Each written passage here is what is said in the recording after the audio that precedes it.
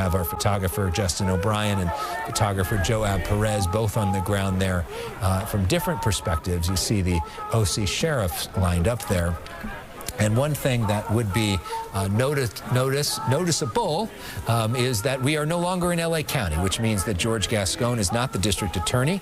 The district attorney in Orange County is somebody who is much stricter and much more conservative in the past and much more likely to prosecute in a lot of instances. So what that means in terms of if there are actual arrests here, we will see potentially in the next coming days.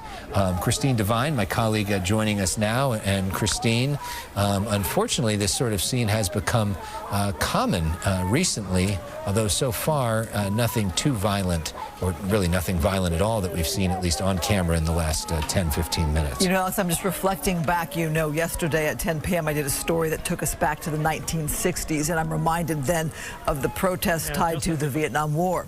For example, we have seen these kind of protests across campuses across the country, including here at UCLA and USC in a big way, with law enforcement moving in both locations, both campuses there. It's an intimidating scene there to see officers in uniform with that riot gear. What looks like they're doing here is allowing students who want to leave the campus a path to leave the campus before they move in. Also, if the students have escalated things here and taken over a building, or as we saw, blocking the stairwell there to that building with there's a cooler and other kind of debris or stuff where you cannot go up the stairs there, that's when police take a step up, or the school takes a step up in when it comes to allowing free speech or not. When it comes to taking over a building, now you've got a different ball game here. But you can see there, because of the uniforms, we do have different agencies in place there. Yeah, and we just got word from the school that classes are canceled for today, as we see our Matthew Seedorf just arriving on scene. Canceled for today in terms of classes. People are being urged to work remotely tomorrow, so this having a material impact. A relatively small number of students here having a major impact on the operations for everybody on the UCI campus tomorrow. Of course, a big contrast between the Vietnam War in the 1960s and this particular protest. In the 1960s, of course, it was American students who were being drafted, forced to go to Vietnam, many of them dying in that conflict there. In this instance, this are not a conflict that's really necessarily even involving Americans. It is a situation in Gaza. A lot of these students are frustrated, though, by the American government and the University of California's support for the government of Israel. They're very frustrated by this particular incident, which has animated folks in a way that other incidents in the Middle East or other parts of the world have not animated students in some time. Is Matthew Seedorf, is he ready? Can you, can't hear us yet, so we'll get him. Okay, I guess you are. I can hear you. Okay. You just got there. Take it away. What are you seeing from your perspective? Yeah, just the massive amount of police here is noticeable. You can see different jurisdictions. This is Orange County Sheriffs. We also saw Irvine police here. And as we're looking over now at the science building where the students have appeared to take it over and are refusing to leave. Now, this happened today when the camp-in demonstrators kind of made their camp bigger this afternoon, and with that they kind of took over this building, and that's when the law enforcement was brought in. And if you can see, Joab, these protesters over here on the front line with the barricades, they've got umbrellas, their arms are linked together, they're wearing gas masks and have helmets on. They're prepared to face off with law enforcement like they are right now, and right now we're just kind of in a standoff, not knowing what's going to happen next.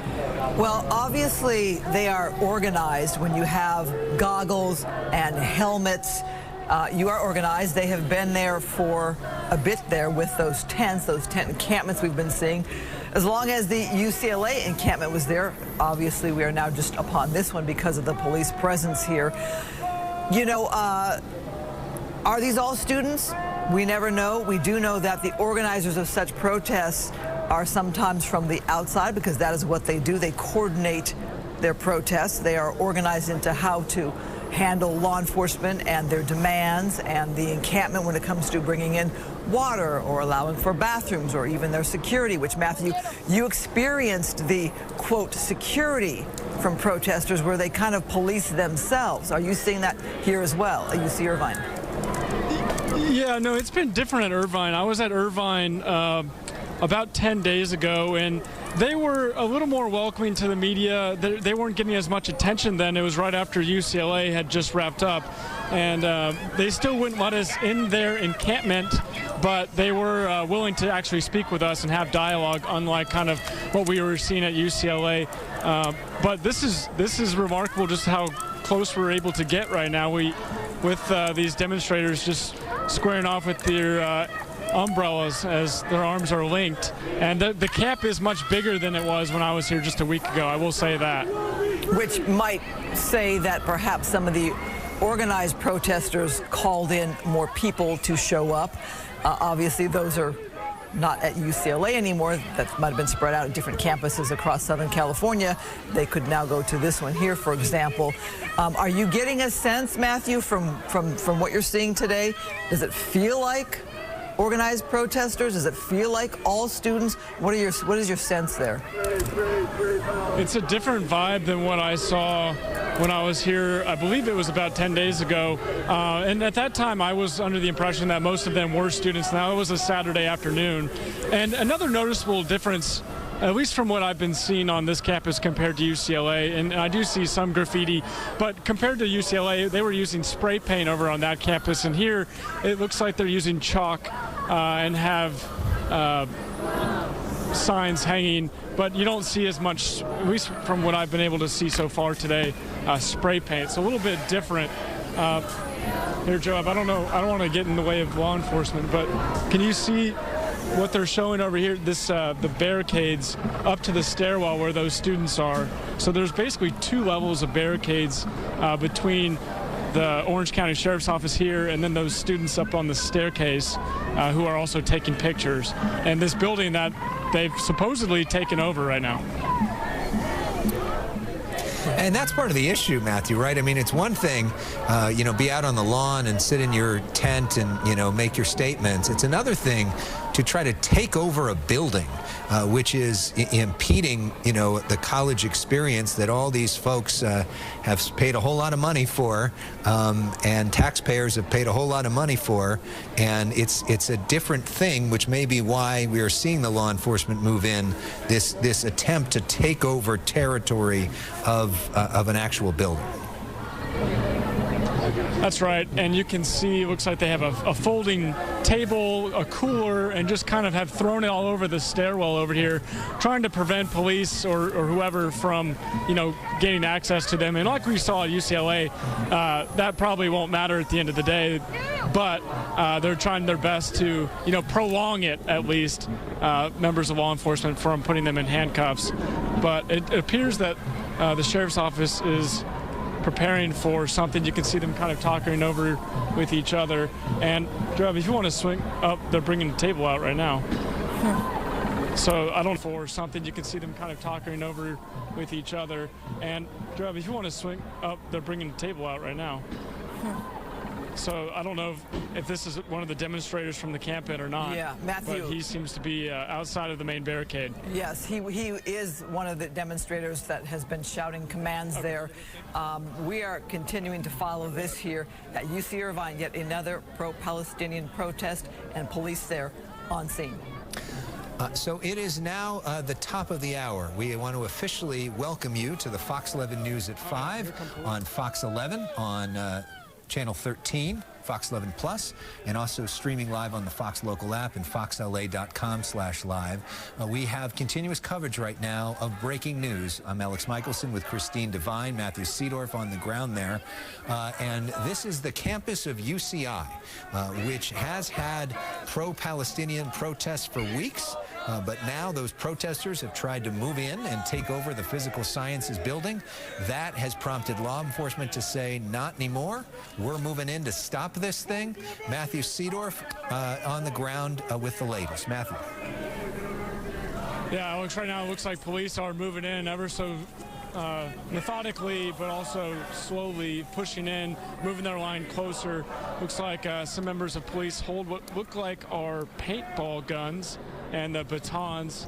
And this line of demonstrators that we're looking at right now, we can see this member of law enforcement talking to them. As some of them are going back behind the barricade right now. So again, Alex, just kind of what we've been seeing out here. They expanded their territory. This campaign out here has been going on for a little more than 2 weeks. And then with that, there was this building that was taken over, the Physical Sciences Lecture Hall. And that's when we saw the members of law enforcement come out here today. And here we are right now in a standoff. So, Matthew, as we're watching this here, we should note that we first went on the air at 3:30 with this show of police presence, which lets everyone know that they let these protesters know that we are here and we're making some changes. We're moving in. It allows students who do not want to be arrested a chance to leave the area. Anybody who doesn't want to get caught up in this, they had ample warning to leave the area. So obviously those that have been there for at least 3 hours know that police are right there and possibly going to be making some arrests. We have seen these umbrellas before at other encampments. Matthew, talk about what you're seeing with the masks and the goggles and the umbrellas. These protesters very prepared to stand their ground here for a minute. Yeah, Christine, these protesters are prepared to be arrested, and this is something that we've been seeing in other protests where they'll link arms, and I can see phone numbers written on wrist, likely for help if they do get arrested. But again, they're wearing helmets, they've got the goggles and the mask, and they're prepared for whatever method that law enforcement uses to put them away in handcuffs. I want to bring into the conversation right now Tim Lynn, who is our police specialist. He spent a lot of time in law enforcement in Orange County and in the chopper as well. Tim, can you walk us through the police strategy that you're seeing right now? Well, about 2:45 this afternoon, a help call went out from the UCPD down there on Irvine campus.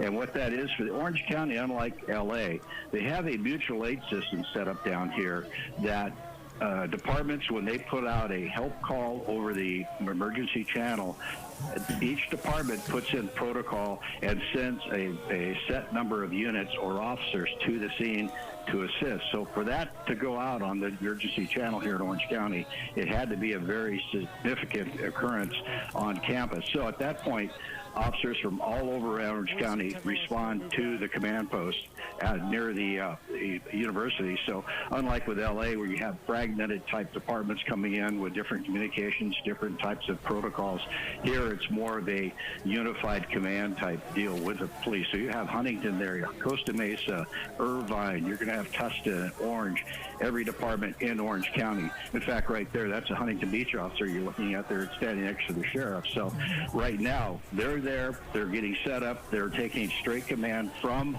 the command section that is there, and what they will do is go in peacefully, start moving these people out. The dispersal order's already been given.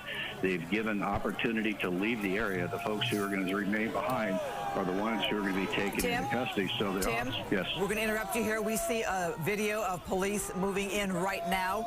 We see those umbrellas being held by protesters, and police are physically grabbing at those umbrellas, pushing perhaps those protesters back. We've talked about the mutual aid concept with different agencies responding, and what that does, it allows not a whole department to respond, leaving a city perhaps unprotected. You have some, as you said, from one department, some from another, but we did see a little movement there at the top of the screen, as it looks like police were being a little more assertive or /aggressive, whatever word you want to use, in letting it be known that this encampment is going to be broken up. And again, not just an encampment, Tim, they took over a building or blocked the entrance to a building. We have Matthew Seedorf on the ground. Matthew, do you want to show us where you're heading, what you're seeing there? Yeah, right now you can see the sheriff's office is pulling out the edge of this encampment and destroying it as they work their way into the camp to meet with the demonstrators. You can see just how easy it is for them to pull it apart, too. This is something that, I mean, if it's anything like what we saw at UCLA, they were using hammers and nails to put this all together, and then just pretty effortlessly law enforcement's able to pull it apart, and this is what will happen before police go in and ultimately put people away in handcuffs.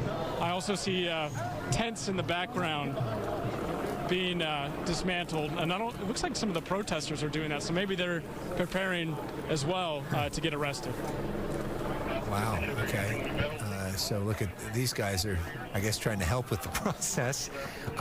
Tim Lynn, can we also talk about, big difference between Orange County and LA County is you've got George Gascon versus Todd Spitzer, and what a difference it could make in terms of prosecution for these folks, depending on who the prosecutor is?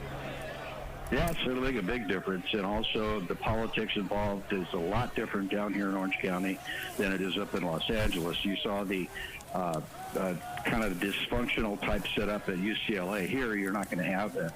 The officers come in, they're under direct control of the incident commander, and then they've already planned what they're going to do. They're going to surround. They're going to start slowly dismantling these barricades, and then give another attempt for these people to leave. You tell them they need to leave. If they don't, then they'll do like you saw at USC, move in, collect people who want to be arrested as the symbolic thing, pull them out. They're going to go, and I'm sure the Orange County has had some buses sitting back ready to be loaded, as well as Costa Mesa. You saw that one paddy wagon earlier that they had, but it's going to be a very systematic operation. They're just not going to charge in. They will react to what the protesters do. The protesters do their normal peaceful protests where they just submit to the arrest and go back. Everything will be nice and easy, but if people start throwing things, start throwing fireworks, or start doing any violence towards those officers, they're going to get a much different response from the Orange County law enforcement than they did up in Los Angeles. Well, Tim, we should also note that Orange County has the luxury, so to say, as to having seen this go down already at USC, which is a private campus and private property, and then at UCLA, which allowed their encampment to go on much longer than USC. So they had some, perhaps, notice as to how all this looks and works and what they want to do and not do, especially with all the cameras present.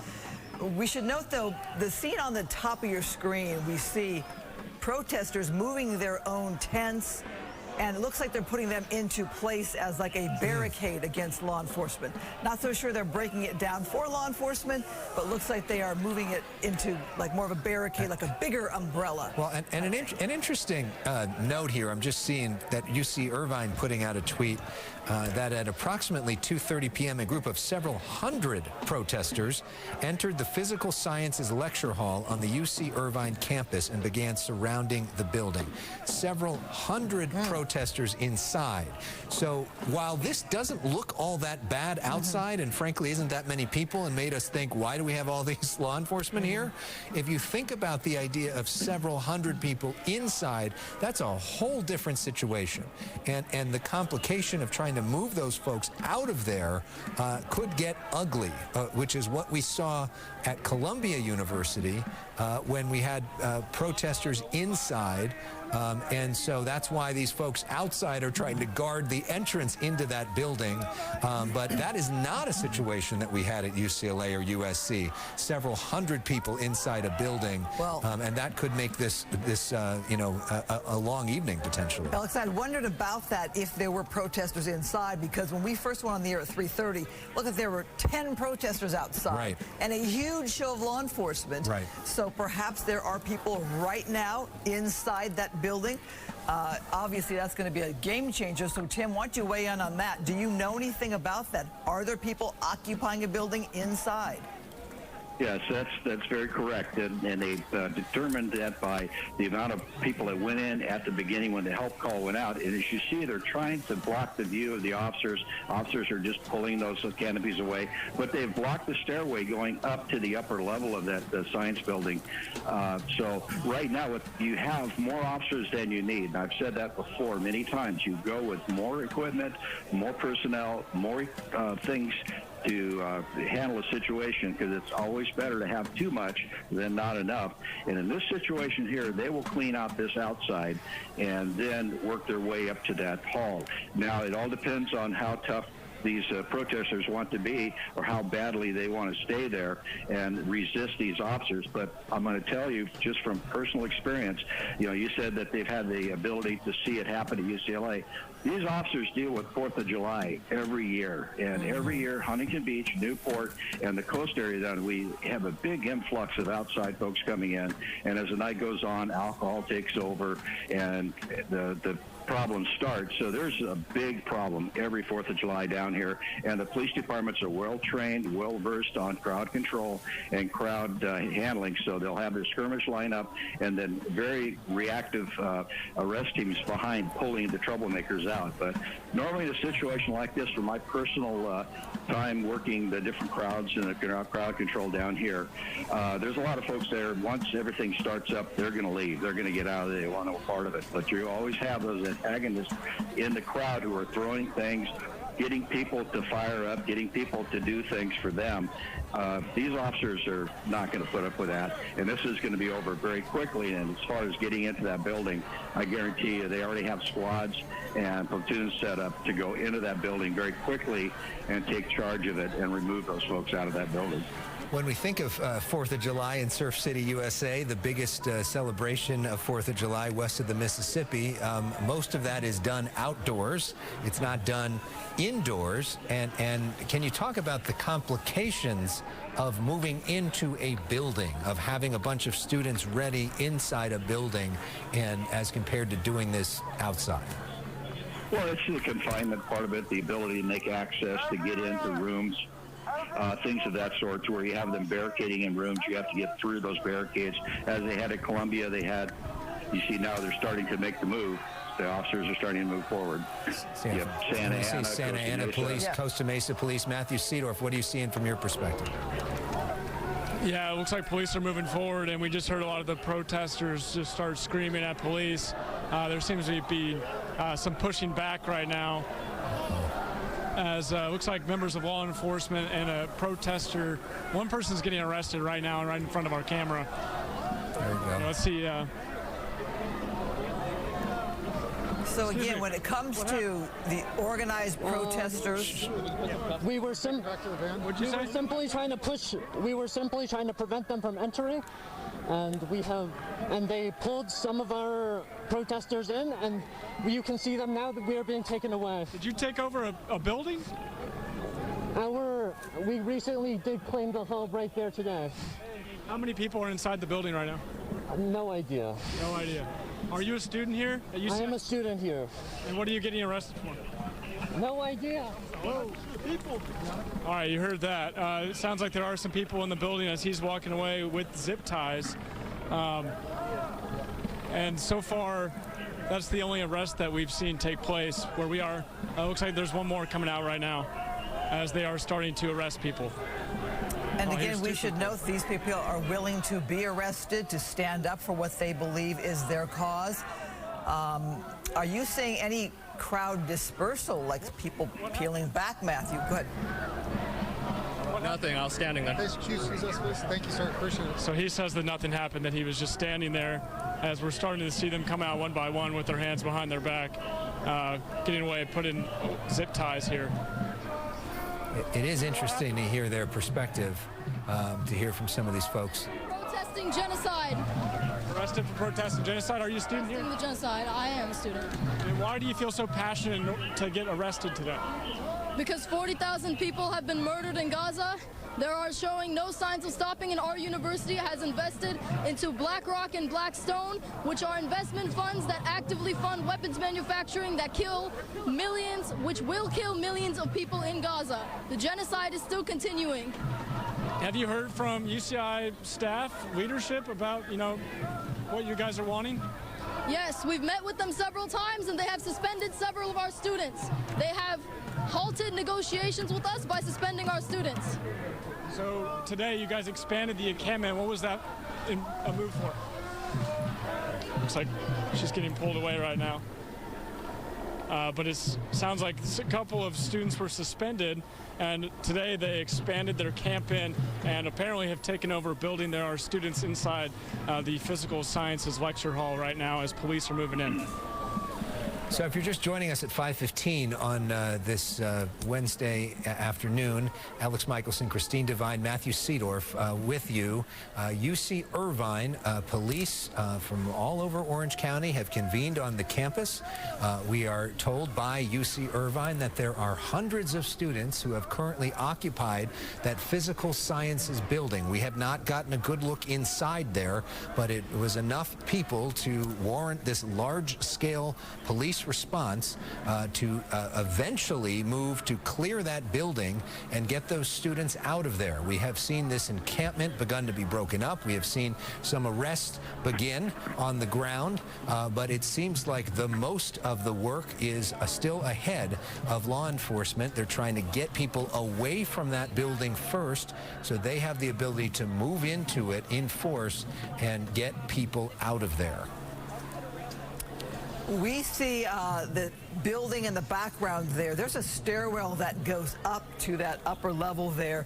And earlier when we were on at 3:30, we showed you that blockage there. There was at least some kind of big cooler that was there. Other stuff, at least 4, 5, 6, 7, 8 steps up where you could not climb up those stairs.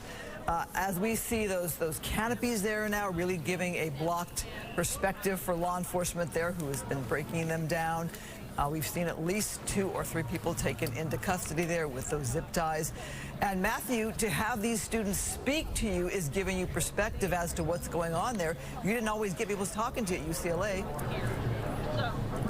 Yeah, it seems like they are a little more media friendly here at Irvine compared to UCLA as they're getting arrested.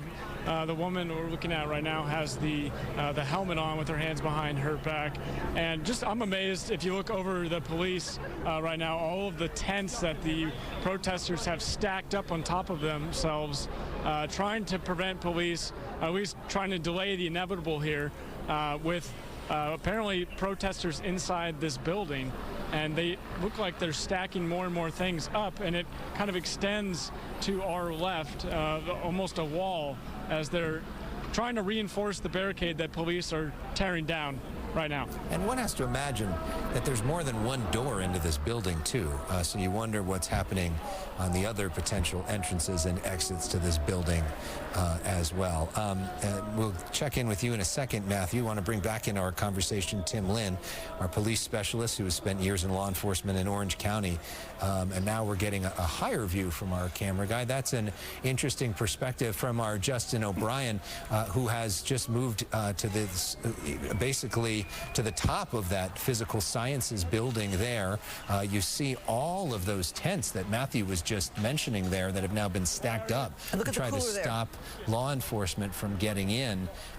And a really interesting perspective from Justin. And I don't know if he can swing around the camera to the other direction and where we can see where you actually get into the building. Okay, there we go. And you see some of the folks there as we walk and see the rest of the campus. This is a great perspective from Justin as we see that encampment right there. And then you see the way in. And I wonder if it's possible, it looks like, are those chained?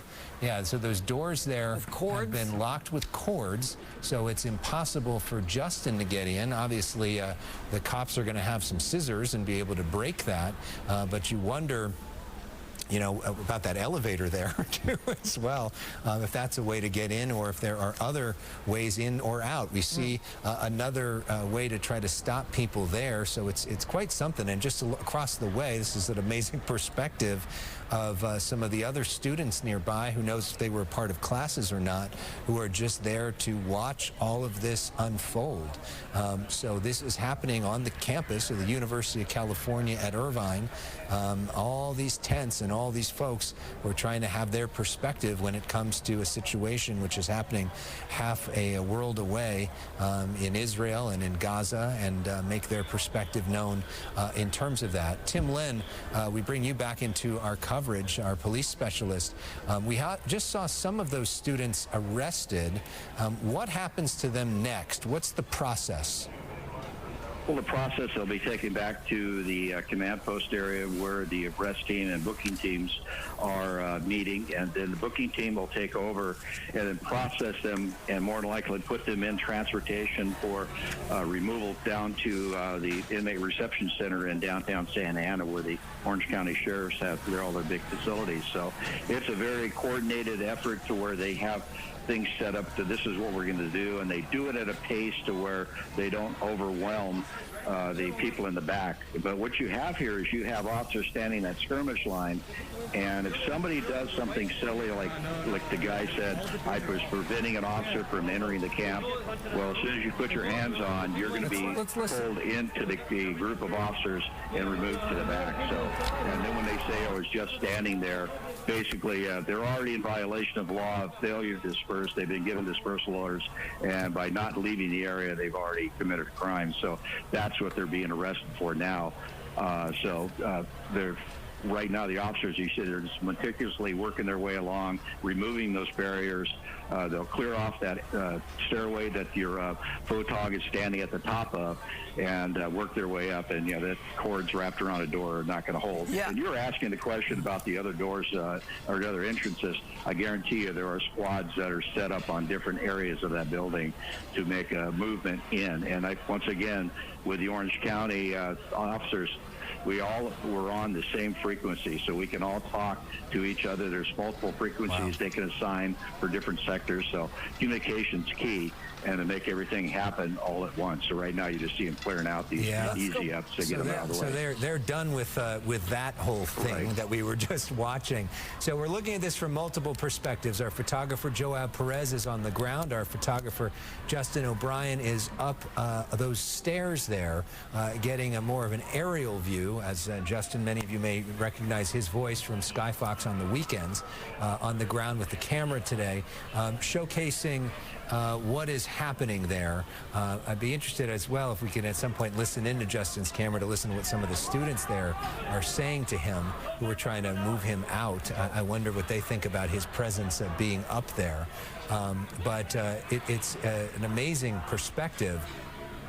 Well, as they move in. Here's what I'm thinking with Justin's camera that you see there. You see Justin. There's a better shot of Justin. Yeah, you see the barricades at the bottom of the stairs on both sides. You see that the door was locked with cords. Justin giving us an incredible perspective. Justin in the reddish pink shirt there that we're seeing. So we're seeing the two different perspectives here of what's happening for our excellent Fox 11 photogs on the ground there. So look there, police there, right there now. They've made their way to the stairs right there. They got through those canopies that were set up. We were talking about that cooler being one of the things used to be a barricade right there. Okay. Looks like police will easily make their way through these steps here. My question is, though, I wonder if Justin can let our staff know that, does he feel like there are people barricaded inside with those cords wrapped around the doors there? That's a safety issue there. That is certainly what they... what UC Irvine put out in an X post not too long ago. The fascinating thing, and I don't know how much Justin is going to be able to follow this law enforcement when they eventually do break through that door, if he's able to go in with them. I'd be very fascinated to see what it looks like inside that building, because that is the big question, which we do not have eyes on at this point, is what is happening in there, and are there in fact hundreds of people there who are, waiting for this. And look, we know all these kids all have a phone, and I'm sure many of them are watching, if not our live stream, watching other live streams as well. And so maybe we can listen in a little bit too. Can I get that? Need a key.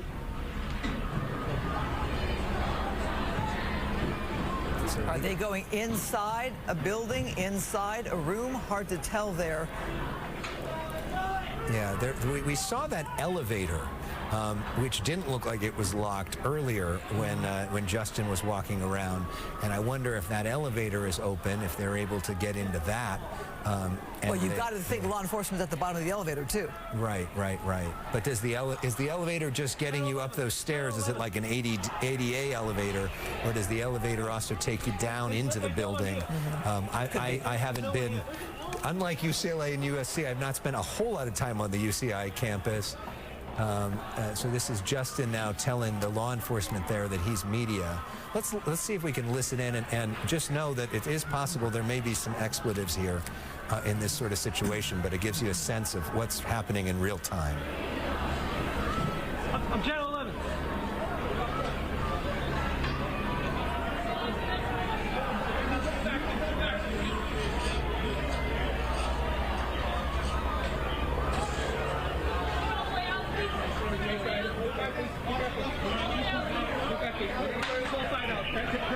Can I film me going in? Can I stand here and film me going in? Can I film me going in? I want to document you being inside there because we understand there's people inside.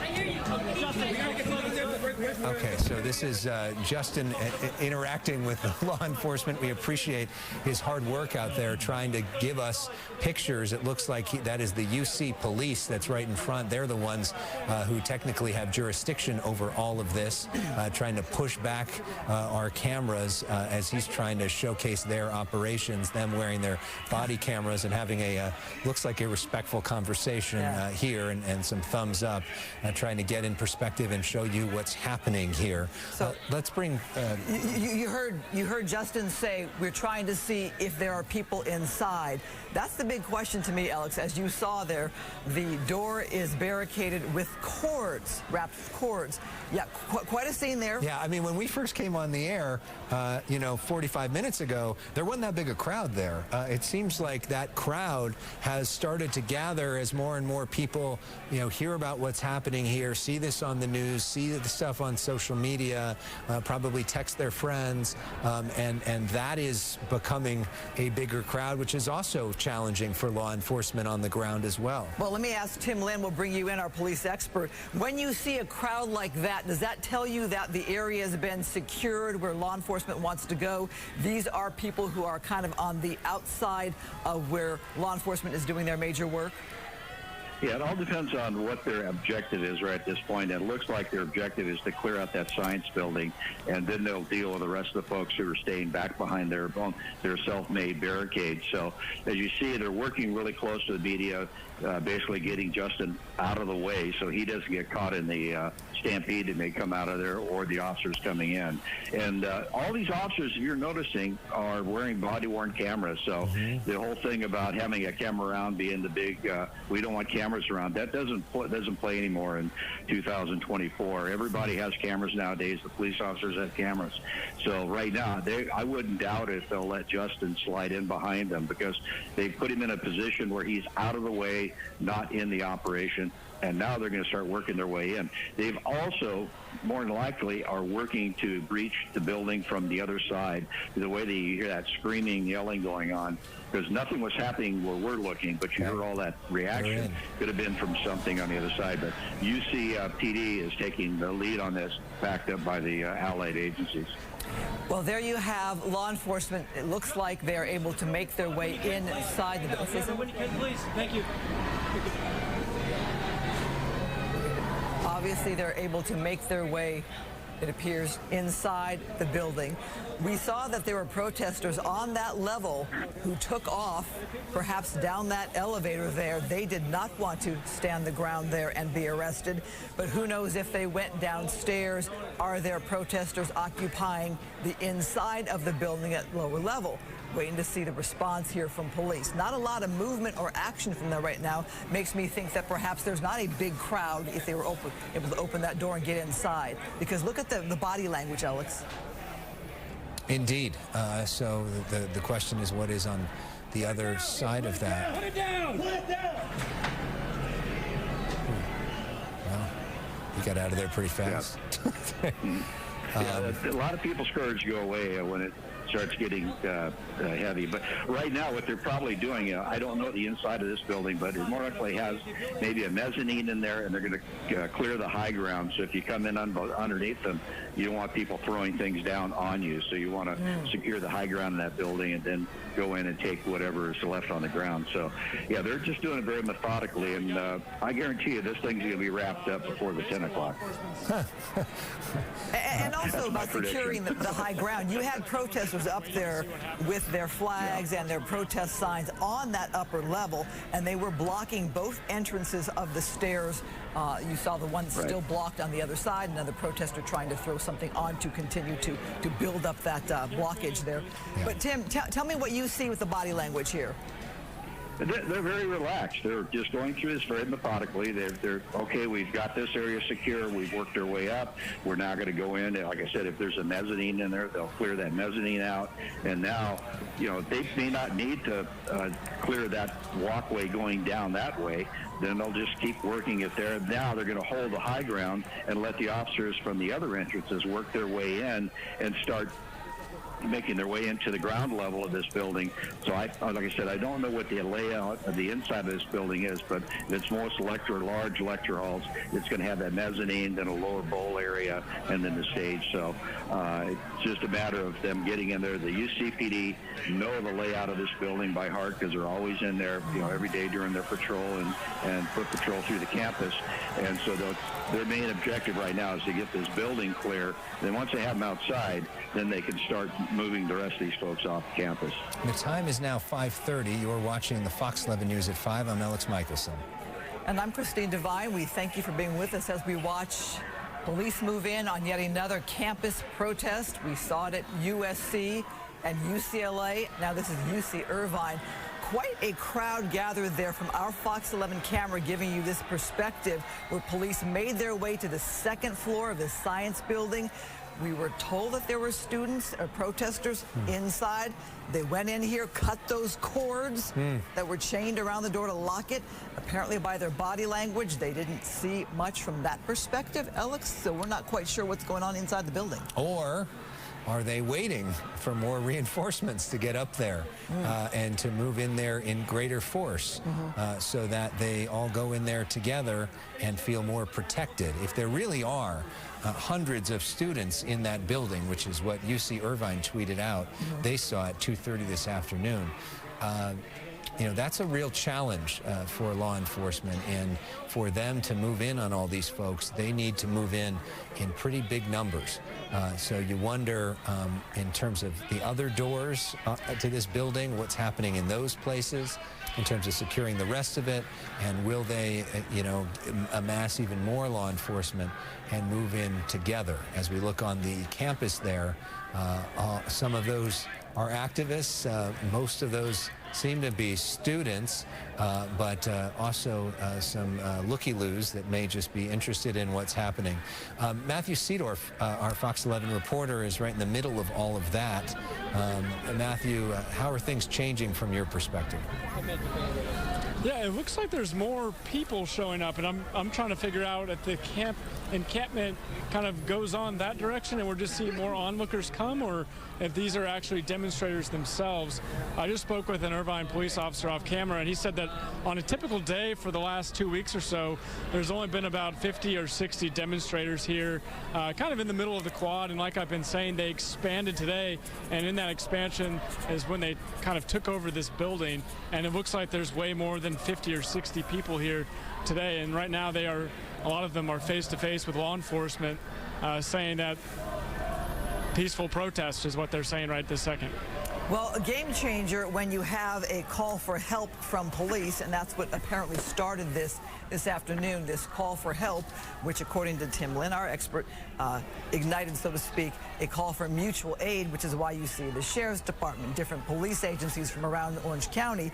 And then Alex talking about that tweet from the school itself about students in or blocking a building. We saw the entrance blocked there. Hard to tell if that whole crowd there is part of the protest movement or people just looking on. But Matthew, we'll go back to you there on the ground. Tell us what you're feeling, what you're seeing there, as we have the two shots from the ground and that second floor of that science building. Now police there on that second floor. You can almost feel the nervous anticipation in the air right now. I mean, the law enforcement face-to-face with the demonstrators. A lot of the demonstrators had their cell phones out. They're chanting peaceful protest. They're saying that they're not going. We see one person holding up a peace sign right now, but you have to think that law enforcement is about to move in. We saw them just grabbing zip ties, and here they go. They're going right now. And the demonstrators are also pulling back their fence with police moving in, almost like they were prepared for that, and now it looks like they're a little bit of skirmishing over the barricades themselves. And as we've seen before, there are those students and protesters who are willing to be arrested. They keep themselves at the front of the line there or in the center of where the protest movement is.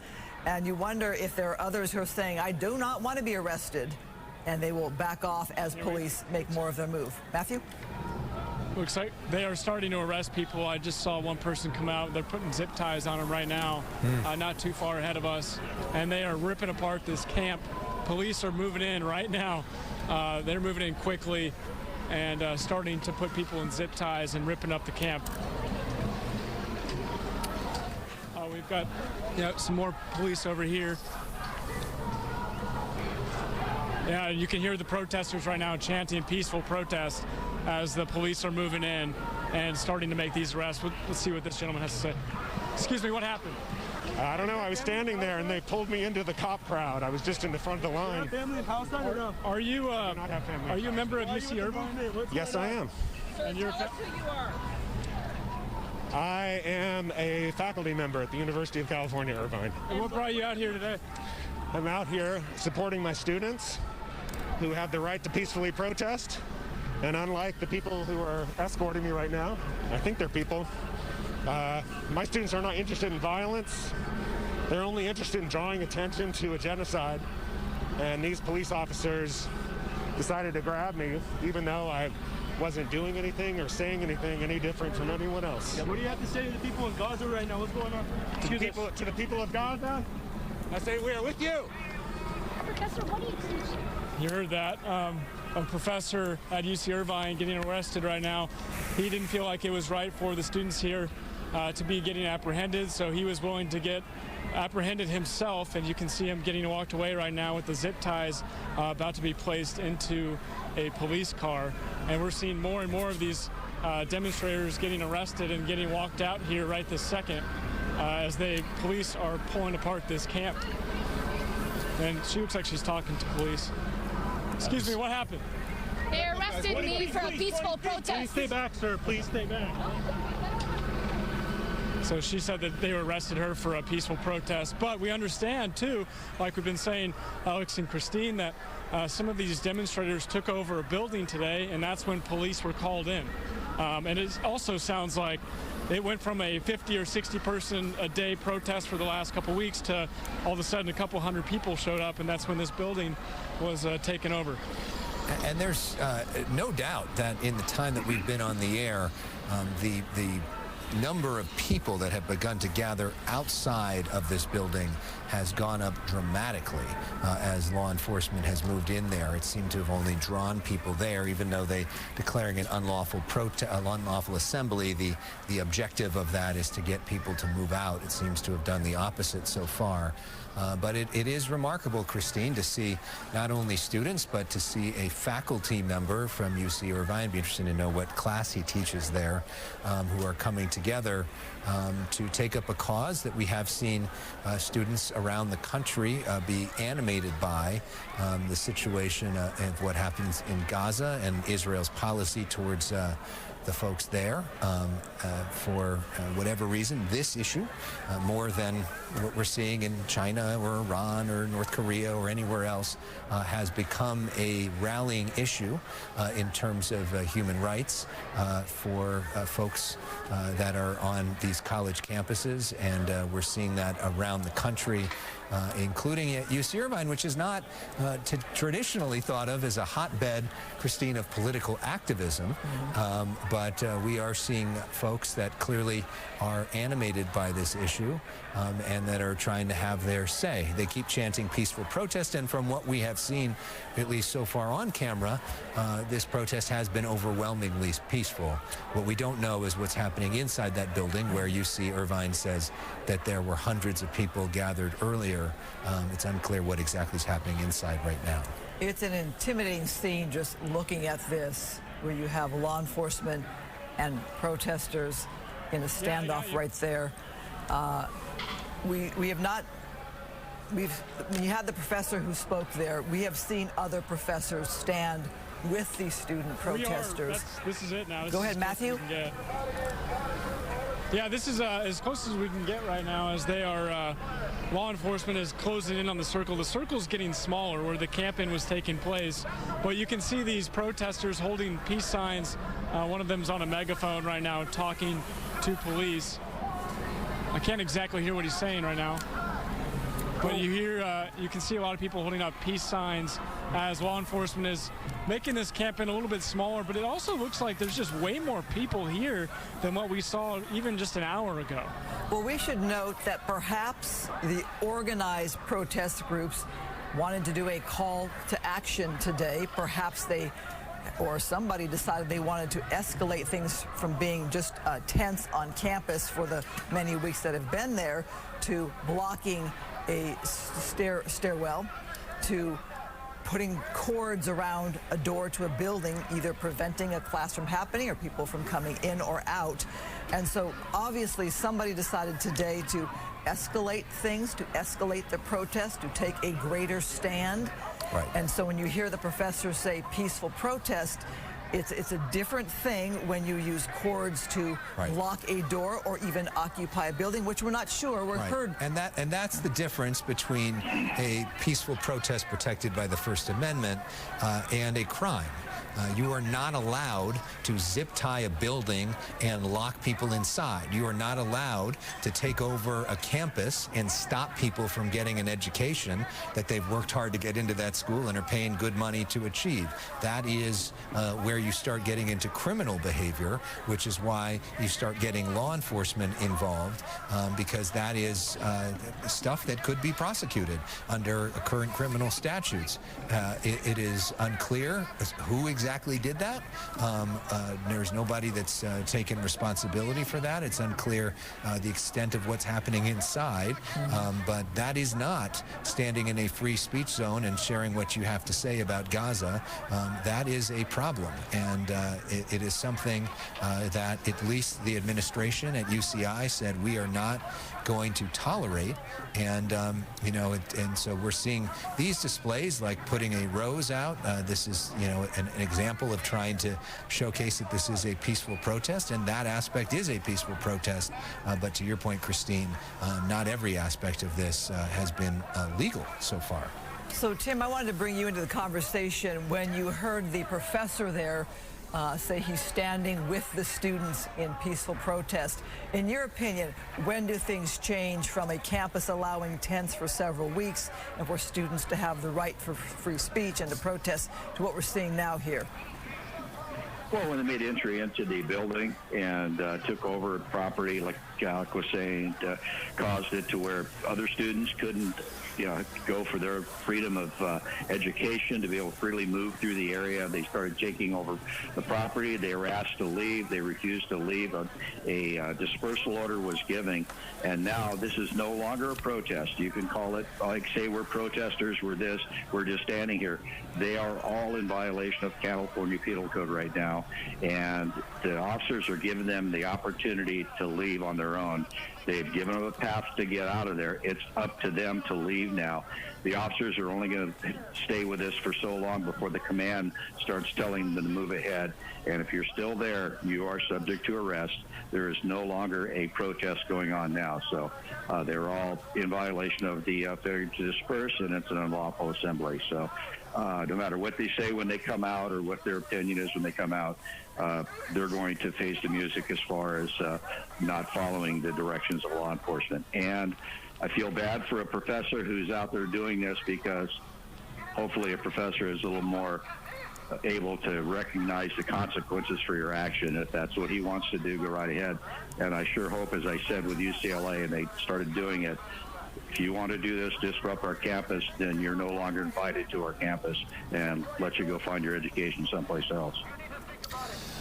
Yeah, a reminder when he's talking about the penal code, when an unlawful assembly is declared, which is what has been declared here, if you stay there, you are in violation of the law. So these folks that are saying, I didn't do anything, when an unlawful assembly has been declared and you choose not to leave, when you're repeatedly told that you have to leave, you are, in that instance, breaking the law. And so that is the choice they're making, to make a statement. But for the protesters that are acting surprised, who are saying, I didn't do anything, that is in fact not true. There could be a controversy on whether this should be an unlawful assembly, but based off of what reports are of what's happening inside, that certainly sounds problematic. And our photographer, Justin O'Brien, who is upstairs and giving us a good perspective of things, told us that he was not allowed inside by law enforcement, saying that it was not safe in there for him to go in there. So we don't have eyes on what exactly that looks like, but we do know that law enforcement at this point doesn't want to allow us to get eyes on what exactly it looks like. The time now, 5:45. We thank you for watching the Fox 11 News at 5. If you're just joining us, I'm Alex Michelson. Here with Christine Devine. We have crews there on the scene, bringing you both of these shots here from the second story of this building that had been barricaded, and from the ground here where police are making arrests and moving in here, and you can see they're breaking up those encampment pallets right there. We have seen this, as I've mentioned, on several campuses across the country. It escalated today at UC Irvine with the blocking of a building. Alex, we may not hear from the university tonight. We didn't from UCLA the night police went in. We didn't hear from them that night, really. They were certainly criticized for that fact, but that is true, yes. And then also, will police hold a news conference tonight to give us more information, or does this play out throughout the evening? Obviously, Tim, you can come and weigh in on this. You mentioned that police are allowing protesters to leave. There is a path to exit for those who want to. They aren't really moving in to push back or break up this crowd here. Well, yeah, that's part of the requirements of an unlawful assembly. You have to give a path of escape, and you have to tell them which way to go, that they can leave the area on their own. So that you have to fulfill that requirement of that penal code section. Now, we don't know what's going on inside the building. We don't know what other operation is happening now on a different part of the campus. So these officers are waiting for something else to go on. We are not privy to. So they're just not standing there waiting just to see if they leave. They're waiting for an operation probably inside that building to be completed. And once they get that problem solved, then they'll solve the less aggressive problem that they have, the people just standing around. Their main focus is more than likely on the inside of that building. And so from what we can see on TV and what we're able to bring to the audience, is this standstill here out in the quad area outside the physical science building. But what we don't know what's going on inside. Yeah, well, we're getting a little bit of insight from what's happening inside. We just got word that the auditorium inside is cleared. That doesn't mean the rest of the building is, but the auditorium is. We also are just getting word from Orange County District Attorney Todd Spitzer. I've been highlighting the fact that Todd Spitzer, a former Republican Assembly member who is way more conservative when it comes to criminal justice issues than George Gascon, who was very progressive in Los Angeles County, just put out a statement about what's happening here. He says that the OCDA's office is continuing to work with law enforcement to monitor all protest-related activity in Orange County, including today's protest at the UCI. The right to peaceful assembly is a constitutional right, and we encourage protesters to exercise their right to peaceful assembly. However, the DA says, criminal activity which transcends peaceful assembly, including violence and vandalism of any kind, will not be tolerated. Any evidence of criminal activity, including failure to obey lawful orders to disperse, which has already been issued, will be investigated and thoroughly reviewed to determine whether there is sufficient evidence to prove beyond a reasonable doubt that a crime was committed. So that coming from OCDA Todd Spitzer. I'm wondering if the university is allowing the crowd there in peaceful protest there on the campus grounds, but because the building was of concern, they're dealing with that right now, as Tim has alluded to as well. UC Irvine has put out the tweets that you talked about earlier, Alex. For one, all classes are canceled for today. staff are advised to work remotely for tomorrow, and they're telling people to avoid the protest area. Also, they put out word that what happened earlier today around 2:30, there you see the gesture at peace. What happened today at 2:30, a group of several hundred protesters entered the physical sciences lecture hall on the campus and began surrounding the building. So that is what kind of ignited the situation here, brought it to a different level here with law enforcement coming out. The university tweeting that they put out a call for mutual aid, and they see here you have this result of different agencies showing up there. But again, the university is saying protesters swarmed the campus and began surrounding the building, and several hundred entered the physical sciences lecture hall. So the question now is anybody still inside, or did that just prompt the police call and a change in things there, the temperature there on campus? Are those all the folks that are now outside? Because we've seen that crowd grow outside. It'd be really interesting to be inside with law enforcement right now. They are not allowing us to do that at the moment out of fear for the safety of our own photographers.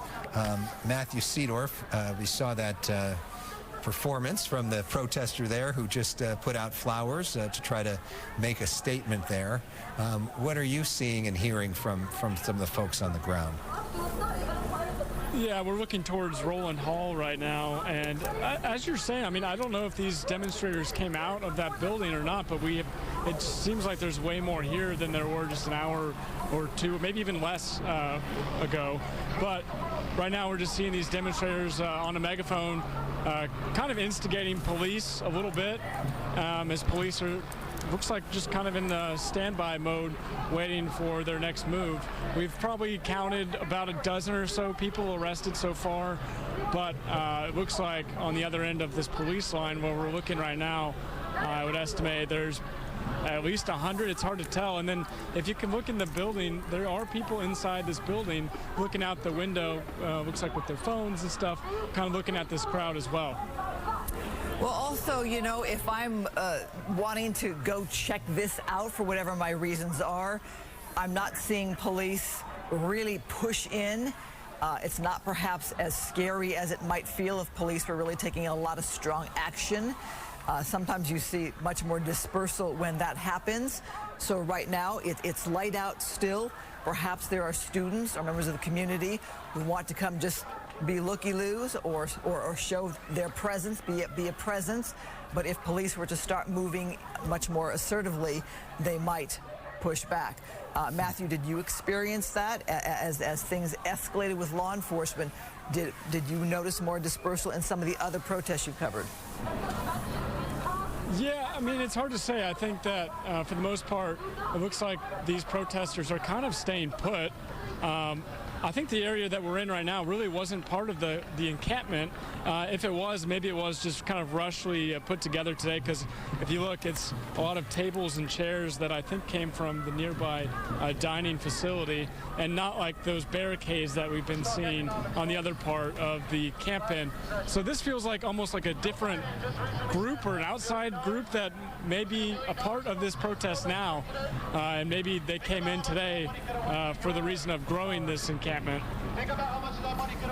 An interesting note, we just read the statement from Todd Spitzer, the Republican district attorney, who's pretty conservative when it comes to some of these criminal justice issues. A very different view from the mayor of Irvine, who is a Democrat, named Farah Khan. And she put out a response to UC Irvine saying it's a shame that the peaceful free speech protests are always responded to with violence.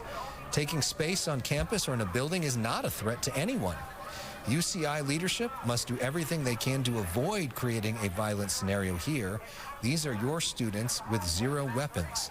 So very different perspective from her than from the DA, who just talked about the idea of criminal action, of taking a building and of not listening to law enforcement. It sounds like you may have something to say on that one, Tim Lynn. The difference of perspective there from two very important leaders in Orange County. Well, I know you hear me chuckling in the background at the different statements, but Miss Mayor would have a completely different point of view if they took over her city hall. So I take what she says with a grain of salt, and she has to, as all politicians, they have to pander to their base, and they're going to say things that's what their base wants to hear, not necessarily what is common sense. And the common sense here is you cannot occupy a campus. You cannot prevent other people from going to classes. And once you've been told it's an unlawful assembly, you must leave. And the people who are just coming in, as they were talking about, the looky-loos just wanting to come in and see what's going on, they're continuously giving that announcement. And as you come in later in the game, you hear the announcement as well. So that's one of the elements of the crime, is that the announcements were given at these times, and that this person was on campus or in the area at this time, and most reasonably could have heard the announcement and given the opportunity to leave. So as far as politicians following into this, once politicians get involved, you have a situation like you had at UCLA. So let the experts handle this. Let the experts go in. Once you've called a mutual aid like this, of this magnitude through Orange County, you have given that to the police departments, to the agencies to go in and finish this problem, clear this out. Because I guarantee you, there are police chiefs talking to each other now on this to watch what's going on. If it starts going into a stalemate, they're losing money with these officers being there, and they're going to start evaluating the use of their officers at this scene, and they are have the ability to call their officers back and tell them to depart the area, return to their cities. So they'll give them as much help as they can, but if it turns into a stalemate, they'll start winding this thing down, because the different cities don't want to pay for to stand around and just look at each other for hours on end like we had at the UCLA. They want to get this thing finished, take it over, clean everything out, and then start over. But, peaceful protests, they did it for 50 days. Obviously, it was going a protest for 50 days. Everything was fine. But when you break into buildings, when you take over areas, you restrict people, then that's when it crosses the line, and that's when it becomes an unlawful assembly. Let me just note the importance of this day to Palestinians, and forgive me for having a lot of knowledge on this. I'm going to kind of quote Reuters here. This is the anniversary of the 1948 Nakba, per Reuters, or catastrophe, marking the time when hundreds of thousands were dispossessed from their homes in the war at the birth of the state of Israel. The Nakba was a defining experience for Palestinians for more than 75 years. So perhaps part of this greater escalation here of an encampment that's been in place for several weeks is tied to that important moment in time for Palestinians, as this group here is raising more awareness of the current fighting between Hamas and Israel in Gaza. So we've seen the protest before for several weeks, but today, obviously, a day that stands out in the minds of Palestinians, the 1948 Nakba. So another tweet just coming out seconds ago from UC Irvine saying that anyone currently in buildings in the vicinity of the protests are advised to exit buildings and leave the area at this time. Please disregard all previous orders to shelter in place. If able, please leave immediately and continue to avoid the protest area until further notice. So apparently, previously they told people stay there. Now they're saying get out of there as quickly as you can. It'll be interesting to see if anybody listens to that. Well, given that... Well, they're listening to us. They're listening to us. We're listening to us. We're saying, there's people up in that window there. There's people over here. Yeah, a shelter in place is the first thing you do to keep people out of the problem that is right now. And now that things have calmed down just a bit, hey, now leave. We want you off the campus. We want to close the campus. And so now they're just protecting the students who are not involved in this. And if a student that makes a bad decision to go down and just kind of check things out and get something for their social media post. But once the shelter in place was lifted, just get off campus and clean those buildings out. So obviously they're watching the news feeds like we are and listening to us talk about those people in the windows. So that'd be the next move. Get everybody off campus that wants to get off campus and isn't following directions of shelter in place, but will follow directions now to leave the campus. And hopefully the more the reasonable folks will turn around and leave the campus at this point and let the officers do their thing for the people who don't want to leave. All right, Tim Lynn, thank you for that. As we approach the top of the hour, if you're watching us right now on Channel 13 and want to continue coverage, we encourage you to flip over to Channel 11, where our coverage will continue at the top of the hour. Also encourage you to keep joining us if you're joining us online at foxla.com or the Fox local app. So with that, we say thank you for joining us for the Fox 11 News at 5 o'clock. The Fox 11 News at 6 starts now with breaking news. Welcome to the Fox 11 News at 6 o'clock. I'm Alex Michelson. And I'm Christine Devine. I'm going to stick around with you here, Alex, with this breaking news here. This is normally the 6 o'clock news with Marla Tejas, who's off tonight.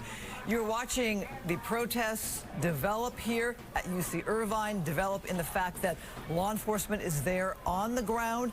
It's been this scene here for a while now where you see police in place there and that large crowd there, that tent city there to the right. The big concern, though, was the science building that had been barricaded. The entrance to it had been barricaded and the doors locked with cords. Right. The UCI had put out a call that 100 students had entered the building. We're not sure, Alex, at this hour if there's anybody inside. So all of this, if you're just joining us at the top of this hour, we have seen that protest on the UCI campus for weeks now. That has been relatively peaceful and frankly not all that big. But it did escalate today with those students entering and refusing to leave that building. The building you're looking at there, we're looking at some of the video from earlier now, including the large law enforcement presence, with UC Irvine saying that there were hundreds of students inside that building barricading themselves inside. That's the reason that we're seeing this large presence here. We have already seen several students arrested. We do have some video of some of the arrests from earlier that were happening live on our air during the 5 o'clock hour. Now we are looking, this is some of those arrests from earlier. This was one of the students that was being arrested. Our Matthew Seedorf is there on the ground.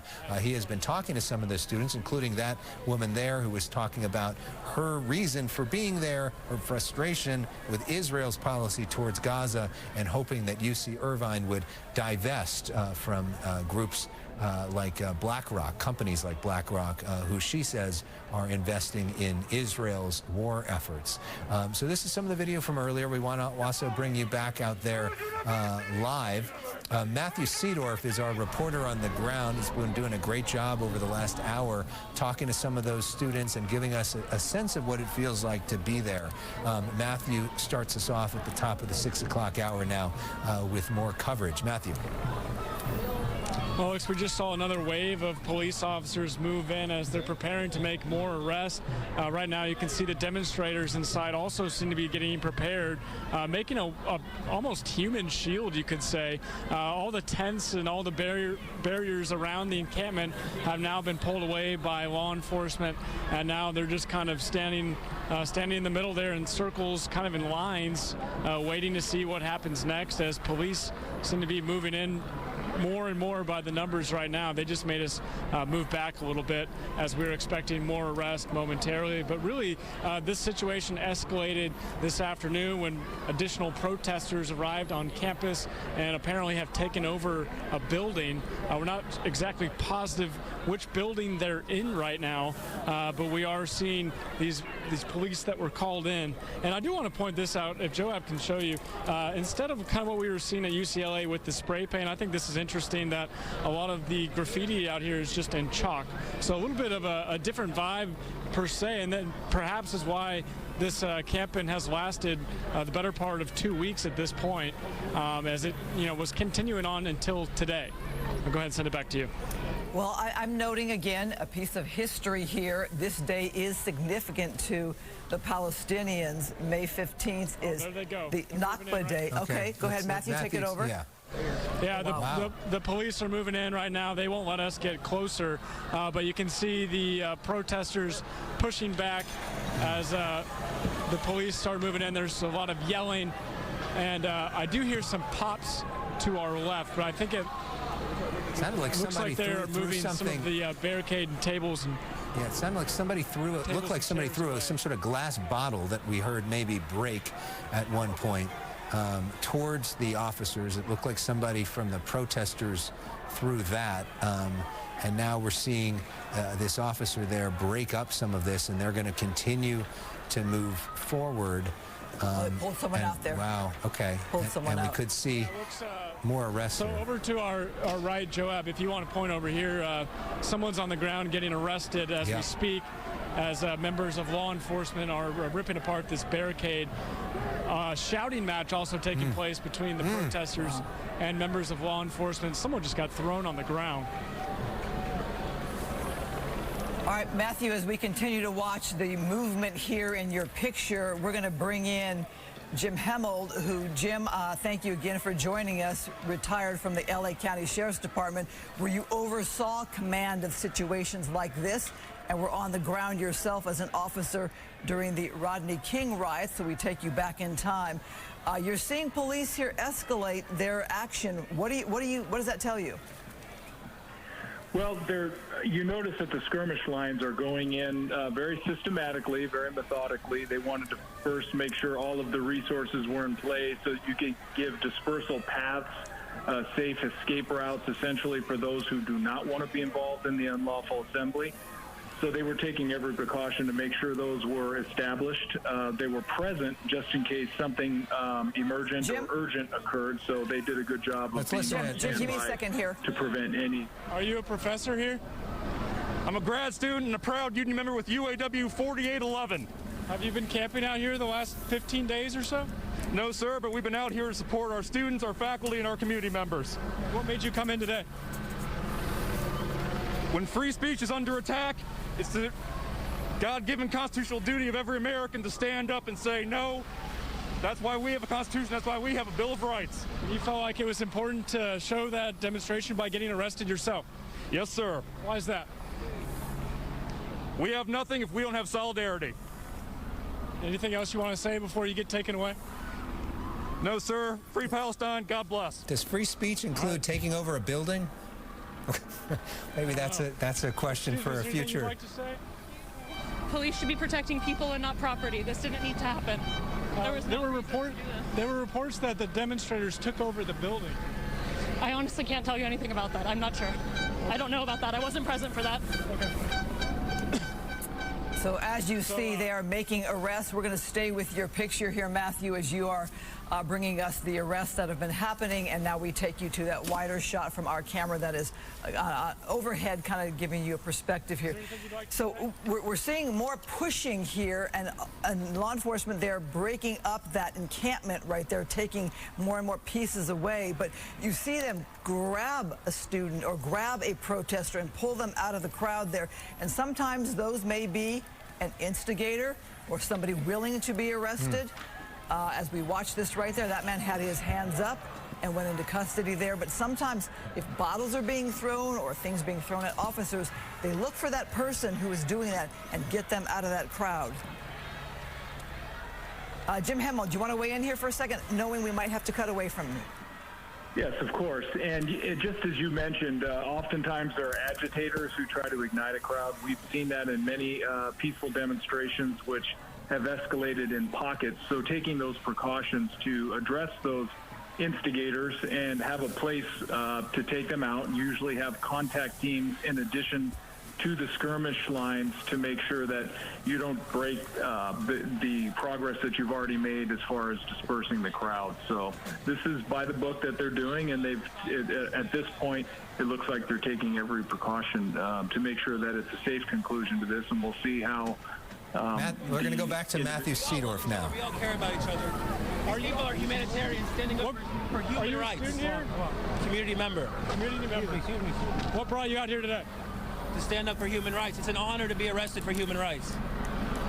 So it's an honor to be arrested for human rights. Did you come out here to get arrested? If students did not stand up, if protesters did not stand up, willing to get arrested, willing to risk their careers, women would not have the right to vote.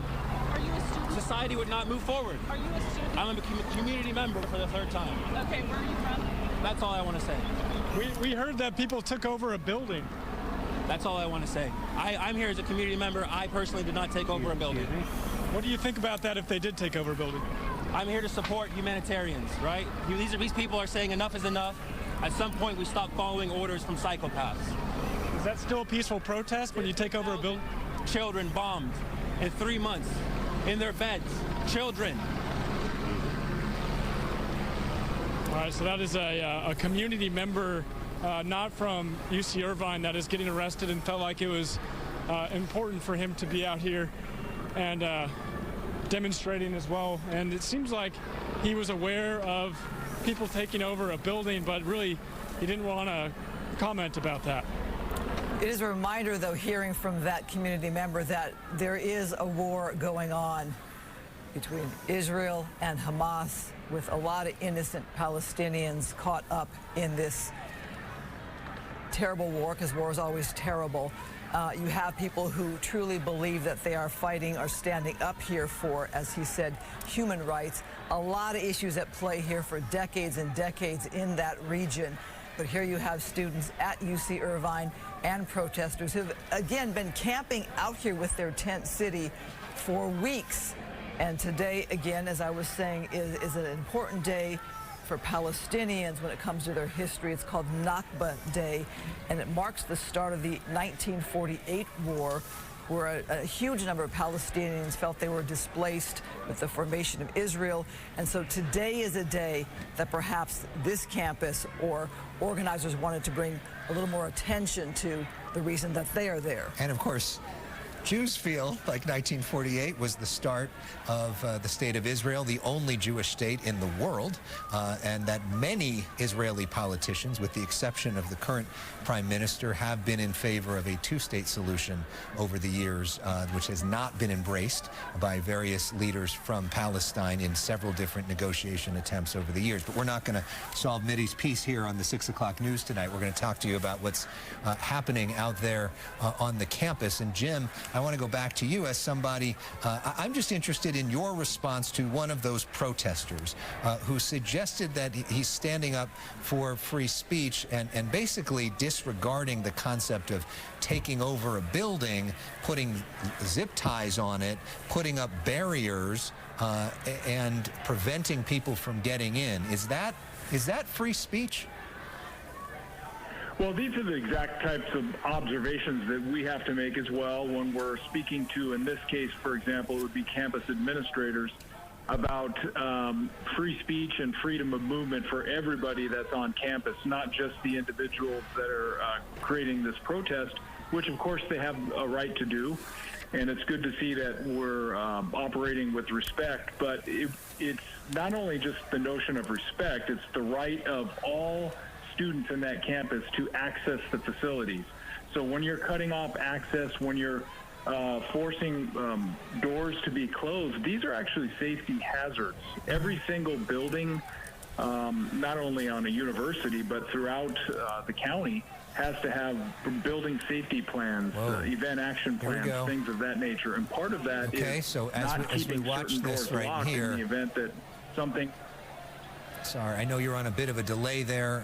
We're watching the law enforcement move in once again. We saw some of the students that were in place there running away quickly, noticing that that was going to happen as they, methodically try to move these students away from this building. Go ahead. Sorry, I didn't mean to interrupt.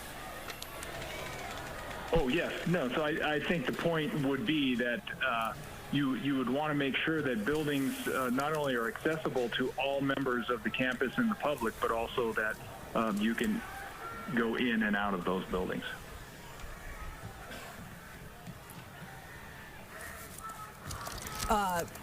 We are watching here more arrests happening, as you can see right there on the screen. What happened there is the protesters started moving their barricades and kind of setting up a new wall facing off directly against law enforcement. You saw one man plop a chair down and sit down there, and basically it seemed to me, Jim, you can weigh in on this, the law enforcement was saying, no, you're not going to set up more barricade right in front of us. We are moving things out. We are breaking this up. You're not going to set it up right in front of us here. And that's when you saw the crowd or the police there move their skirmish line, move their line even tighter. Yes, and these are the types of concerns that we have to address, because as you gain ground, you don't want to back up and then give it back. This is where you have to systematically make sure that you have sufficient resources to go ahead and disperse the crowd. And then when you see activities such as setting up new barricades or encampments, then one at a time you'll pull those down and take them out of the problem. So we are seeing more and more students who are choosing, at this instance, to be arrested. They have been told for hours now, get out. If you don't get out, you will be arrested. This is an unlawful assembly, which was declared several hours ago. The definition of an unlawful assembly means that this is a danger to the public, and the order from law enforcement under California Penal Code is you need to leave immediately. And these folks have chosen to stay to get their message out. They're talking there to some of our colleagues in the media. This particular woman, you can see all of the different stations are now broadcasting this live. As we now are focused our attention at UC Irvine, which frankly hasn't gotten all that much attention, which often UC Irvine in the shadow of the UCLA and in the shadow of USC, which frankly gets way more media attention. UC Irvine, an extraordinary school in Orange County, doesn't often get the headlines as much, has not been known as a place of extraordinary political activism over the years, but tonight is getting the spotlight from not only reporters here in Southern California, but likely also getting attention around the country as part of this larger story of campuses being engulfed with a certain number of protesters, and the varied approaches of administrators and law enforcement across the country in responding to this. There have been very, very, very different responses based off of who is running the administration at a school and what their campus PD or local PD have deemed as acceptable. At UC Irvine, they have allowed this encampment to go on for weeks, as it has been relatively small and peaceful. Today, it seems that when protesters decided to take over a building, put up locks, prevent people from entering, that was when this went from a peaceful protest to a criminal activity, and they decided to call in law enforcement from around Orange County to put an end to it. And Alex, you had used the word zip ties, locking those doors. They were actually like electrical cords wrapped around the door so you couldn't enter or exit. Tim Lynn, you're still with us, one of our police experts as well. Your thought as we see the protesters here, as we're looking also on that second floor right now that seems to be safe and secure, where we saw that door with the electrical cords. That's not only a safety hazard for every student, but every student who wants to come into the classroom can now not come in. These steps were barricaded. They can't go up the steps. And a fire hazard. I mean, if there were fire in that building, then all of a sudden you can't get out the doors. But for any student not feeling welcome to go in the building, we've also talked about, Alex, how Jewish students feel about some of these protests. Right, and the feeling of unwelcome and the feeling of anti-Semitism that we've seen on different campuses. We don't have reports of that specifically from UC Irvine, so we don't want to make allegations, but Matthew Seedorf is on the ground. And Matthew. Then we'll go to Tim. Yeah, Matthew. Yeah, we're trying to make our way through what's left of the barricade on this side and go to where the students are still lined up. They've really been reinforcing their encampment on the front end where police are, and on the back end is where we are right now. And a lot of students are watching, but if you kind of look, the back of this encampment is dismantled at this point. And We're going to go right up to where the front line is with police right on the other side. And when we were out here just 5 minutes ago, we saw police kind of sprint towards this line of protesters where we are right now. We're in the encampment, and a lot of the crowd sprinted away, whereas where we are right now, these are staying, and they're saying that they're not going to rest. They're going to stay. So you're actually in the area where there were all these tents. You were there, you say, 10 days ago, and that was filled with tents, people camping out. That's exactly where you're at? Yeah, we're in the middle of where the encampment was taking place right now, as the campers are face-to-face with law enforcement about to come in this direction. I see right in front of you is the guy who earlier had a bunch of flowers that he was putting in front of the police. I don't know if you're able to talk to him and get his perspective. He's right in front of you with the, right there. How are you? We're live on Fox 11 right now. Hello, how's it going? What brings you out here today? What's up? What's up? Peacefully protest against the killing of innocent children in Palestine. And what's the process like right now? We understand that. Right now they're violently, aggressively arresting. They've arrested three students as of right now. Are you a student here at UCI? Yes. And right now, really, it's just we're trying to fight for our First Amendment. Our First Amendment is say that we want a free Palestine. We want say in where the money our school goes to. I'm calling on the university to divest, and we've heard that there's been some negotiating back and forth, and so far no deal has been made. But did protesters take over a building today? I'm not sure. I wasn't here to witness any of that. I'm not sure why today specifically they have thousands of cops, but they do, and they're being very aggressive. They're being very violent and aggressive, and they're pushing straight through this, and I'm on Fox 11 right now. We are here with peaceful protest. We only want peace. Our demand is simple. Divest from the genocide funds in Israel. We do not want our money to go to Israel killing kids. We have innocent kids there. They're human beings. We can't let them just die. More calls for divest. Have you heard anything from the university? Any close to it? All they say is lie over lies, and they keep lying. They keep on lying. They do not want to listen to us. And when we try to negotiate with them, all they would do is joke on us, make fun of us. So we're inside the encampment right now. Looks like you guys are fortifying your wall, trying to prevent police from getting in. Correct, yes, the cops are trying to get in, and that's all we're trying to do. Just peaceful protest. We want them to listen to us. That's all we want. We're not here to hurt anybody. We're not here to harm anyone. We're only here freedom of speech. We just want to tell everyone that all we're doing is trying to protest in peace and have the genocide stop in Israel. The mask, the goggles, are you prepared for arrest, or what were you preparing? Anything. We're prepared for anything. Whether it comes from arrest to tear gas, we're ready to defend this country no matter what. Now, are you all students here too? I'm a student of high school. High school student. What about you? No? What brought you out here? When did you want to come out here and support? Well, we just want to make things right between our country and what we support. Let me tell you, let me ask you, if your family in Gaza, in Palestine, and they're being killed by the money you pay for university, are you going to stay silent? Are you going to sit and watch in your sofa at home? Any human being. We do not want Israelis die. We do not want Palestinians. We simply don't want anyone to die. Anyone who has nothing to do with all those political games. We do not want them to die. Our demand is very simple. Any human logical being do not want anyone to die. And now you guys are prepared to be arrested? Is that what's... Why would they arrest us if we're doing something in this regards? We're trying to be free here with all the students and everyone. Why would they arrest us? There's reports that protesters took over a building. What building are they talking about? We're still trying to figure out which building. Are you aware of that? Nope. No. Nobody's aware of this. I don't see any protesters in the buildings right now, and we're only here to fight.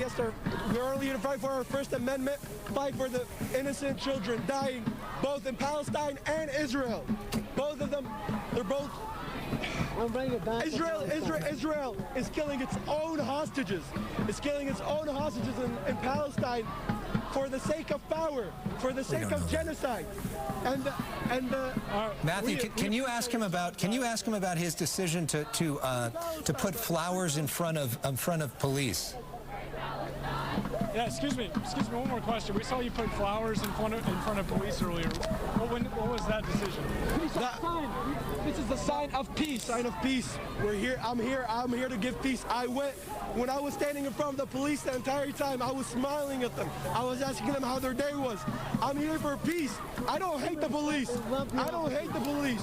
I respect these officers for defending the city, for protecting my rights.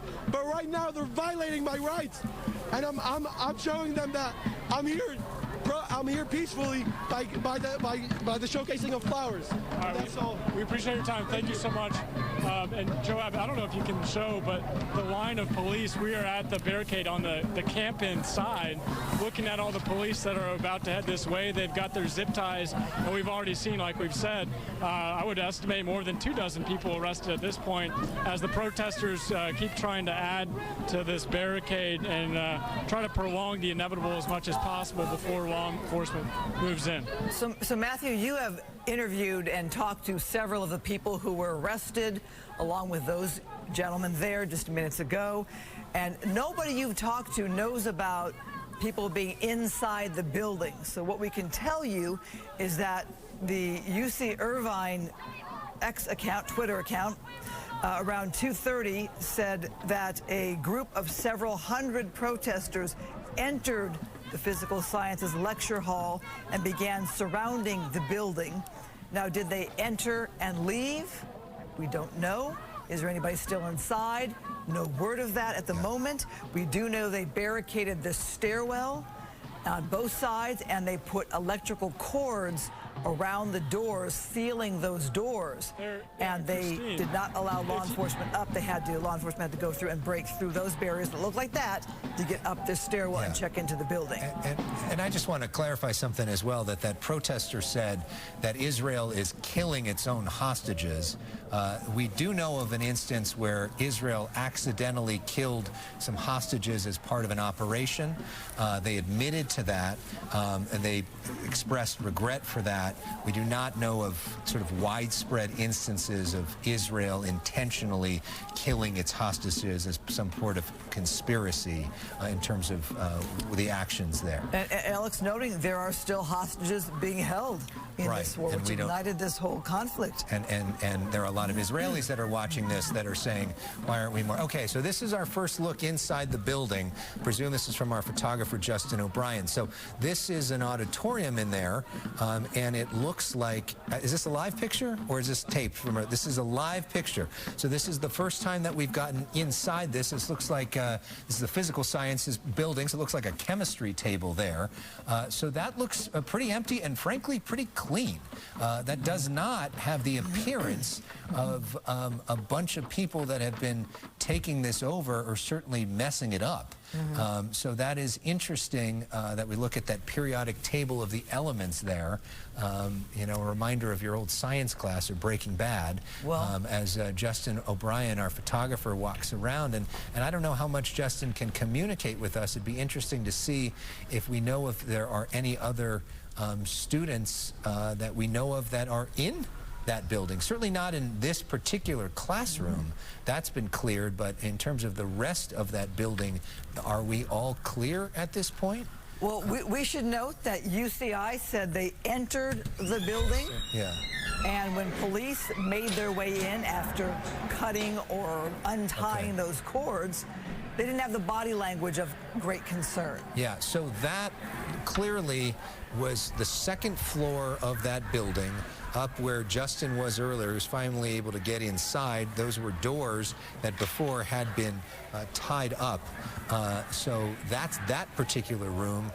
I am personally not all that familiar with the makeup of the rest of that building. I would presume that that's not the only classroom in that building. So are other students in other parts of that building, or is it true that those students entered the building earlier, made their statement, and left? You know what? It would be nice to have some clarification from UCI if they know if any of their buildings are currently occupied, or was it that statement that there was a rush of protesters who entered the building, and then because they had barricaded the steps and locked the doors with the cords, that's the great concern there. But anyway, we have this call out here from law enforcement. So you see the protesters there kind of reinforcing their line in front of law enforcement with those umbrellas, as we've seen elsewhere.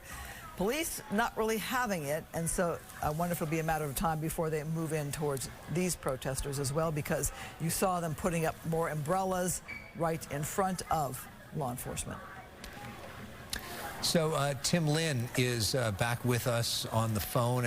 Maybe let's reset things for people that may be just tuning in as we approach the half-hour mark. I know some of our colleagues on some of the other stations may be going to national news now, and we're grateful for some folks that may just be joining us that are interested in local news coverage as we watch an unfolding situation at the University of California Irvine campus. I'm Alex Michelson, Christine Devine along with me tonight. Marla Tejas is off tonight. You are watching the Fox 11 News at 6, and we are watching live coverage right now of a situation where a large group of law enforcement from various different agencies, including UC Police, CHP, and many different Orange County police jurisdictions have come together for a unified command to try to break up the encampment at UCI. We have not seen evidence of violence so far from the outside. There was a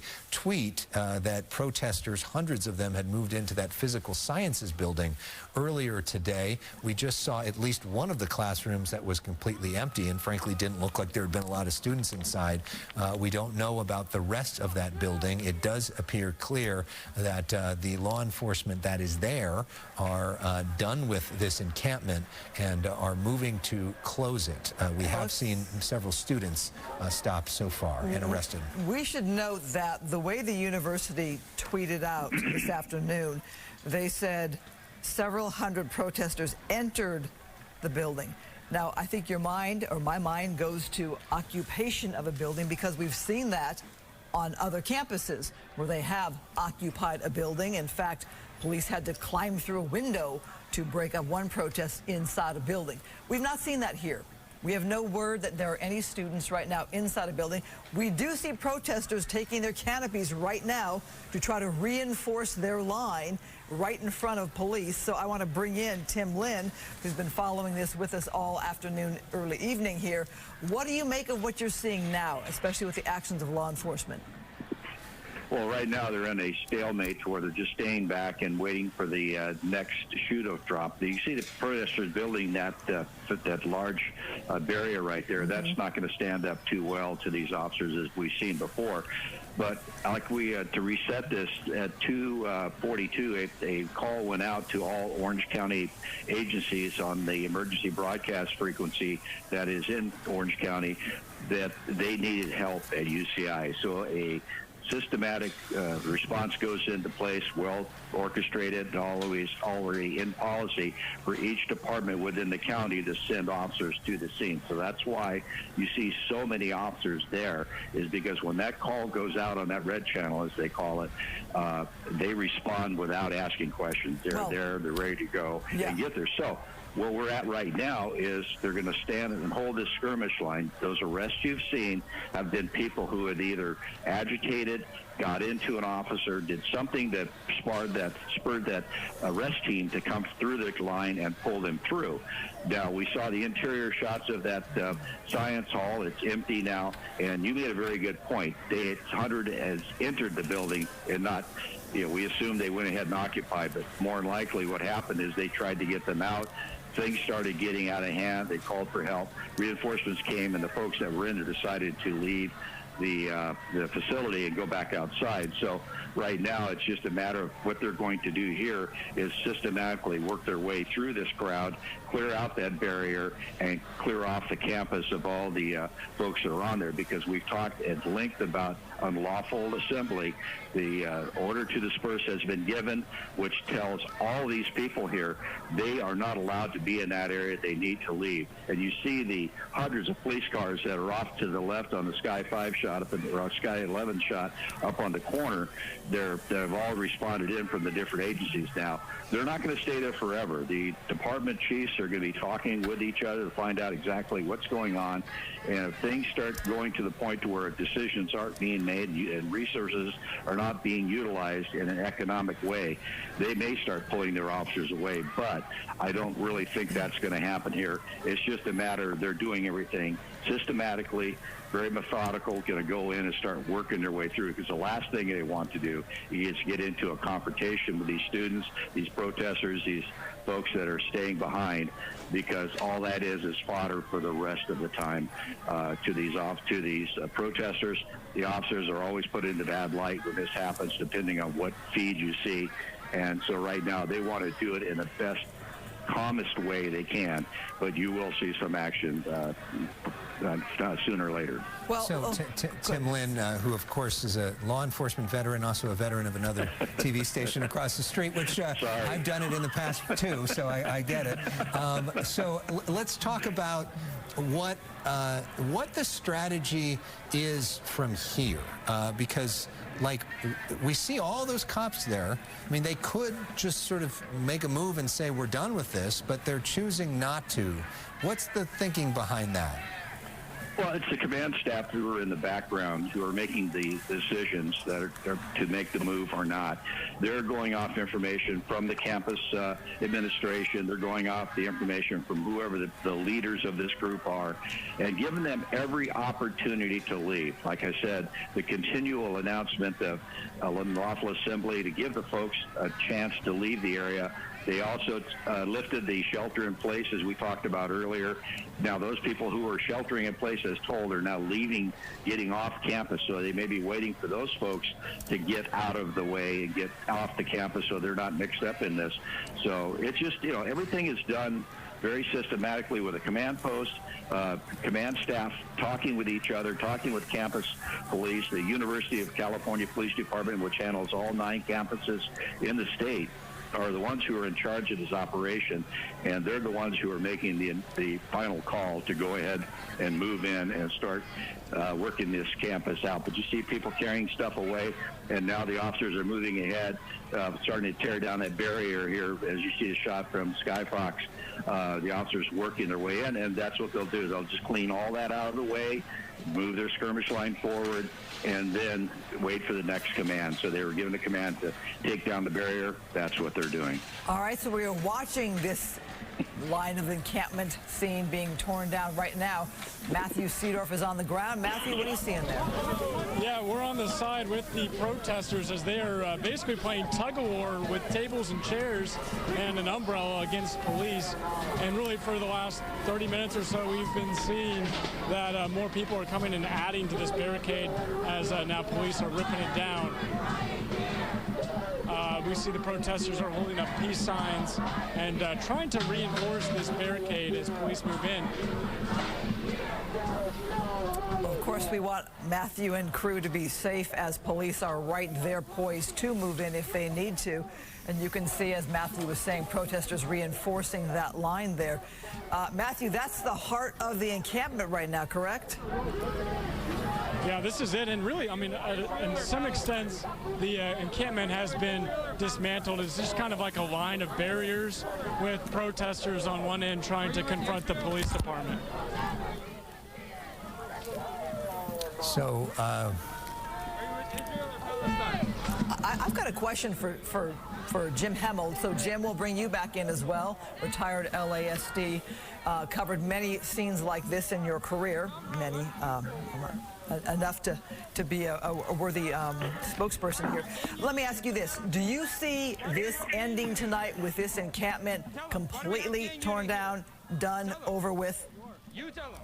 You think they're going to believe me? I'm Palestinian. Well, the interesting thing is there's a lot of the protesters that we've spoken to on the scene appear to say that they're there for peaceful purposes, to speak their mind, and that's respected. But you'll also notice that a lot of them have essentially protective gear, face masks. They have to defeat oftentimes the law enforcement tactics such as gas or pepper balls and things of that nature. So it appears that they had no intention of leaving from the beginning. So when it comes to the barricades specifically, they keep assembling them as law enforcement gains ground. So there is some sort of coordination and organization even among the protesters.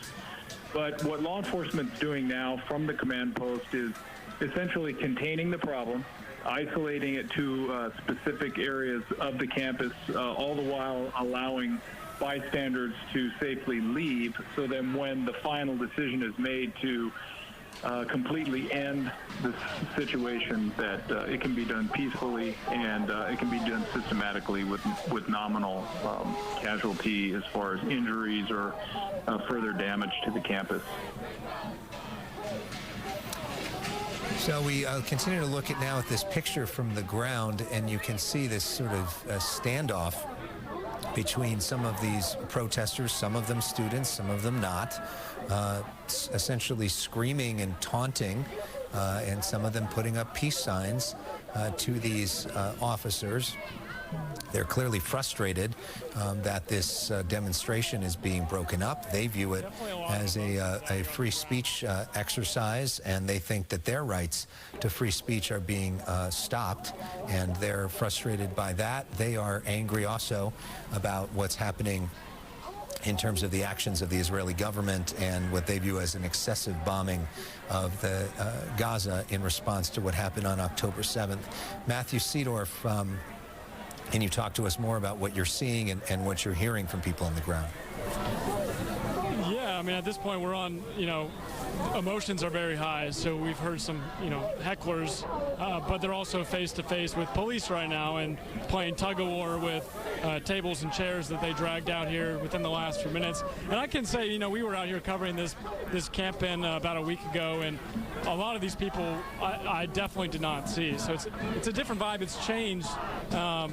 And we just interviewed a high schooler that was here demonstrating just a little while ago. So, but you can see tensions are high. A lot of people have their phones out with police just kind of waiting to make their next move. But police do not have this surrounded by any means. We were just able to walk around the barricade and get into this encampment that's now been dismantled. So, I mean, essentially, if people wanted to leave, they could just walk the other direction and get out. But right now, they're just trying to face off with police, essentially, is what they're doing. When you say it's a different scene from, say, 10 days ago, and you've covered UCLA as well with their protests, so you know what it feels like in different scenarios. UC Irvine had tweeted out, X, this afternoon, that they were seeing a swarm of protesters, that there was, the building was being surrounded, the science building, with several hundred protesters. So clearly there was some kind of call to come out today, to escalate things, to change their tactics from tents and camping in to barricading to stairways and to locking some doors with cords so people couldn't get in or out depending on your situation there. That room obviously empty now. But Matthew, so you're watching this scene now. Are you feeling that these people here that you're seeing, they're willing to be arrested? Is that what it looks like to you? I think it's going to be a mix when it comes down to it. We've seen police kind of move quickly towards the demonstrators, and in that moment, some will stand and others will sprint, trying to avoid police. Police will grab a few of the demonstrators, arrest them, and then they have a new line set up, and then they kind of keep doing that, and they just will randomly all move in one unison motion towards the demonstrators, pull a few over, and then wait, and then do it again. And that's kind of what we've been seeing right here. From the protesters' perspective, of course, protests are designed to be inconvenient for people. The whole point of protesting is to make people uncomfortable, to change their perspective. For these folks who say that they were not inside, they have been outside exercising their First Amendment rights on a college campus. Many of them feel like they haven't done anything wrong other than staying after an unlawful assembly was declared, which of course they were not a part of that decision. And so they're frustrated that they feel like they are being taken away having done nothing wrong. And they, at least everybody we talked to, say they were not a part of taking over this building that we're seeing in the top left corner, which is why some of them are very frustrated. So we're now seeing a different angle from another photographer that just arrived on the scene. And this is a look at that. And we're continuing to hear some. Let's listen to some of the chants. Free, free, free Palestine! Free, free Palestine! Free, free, free Palestine!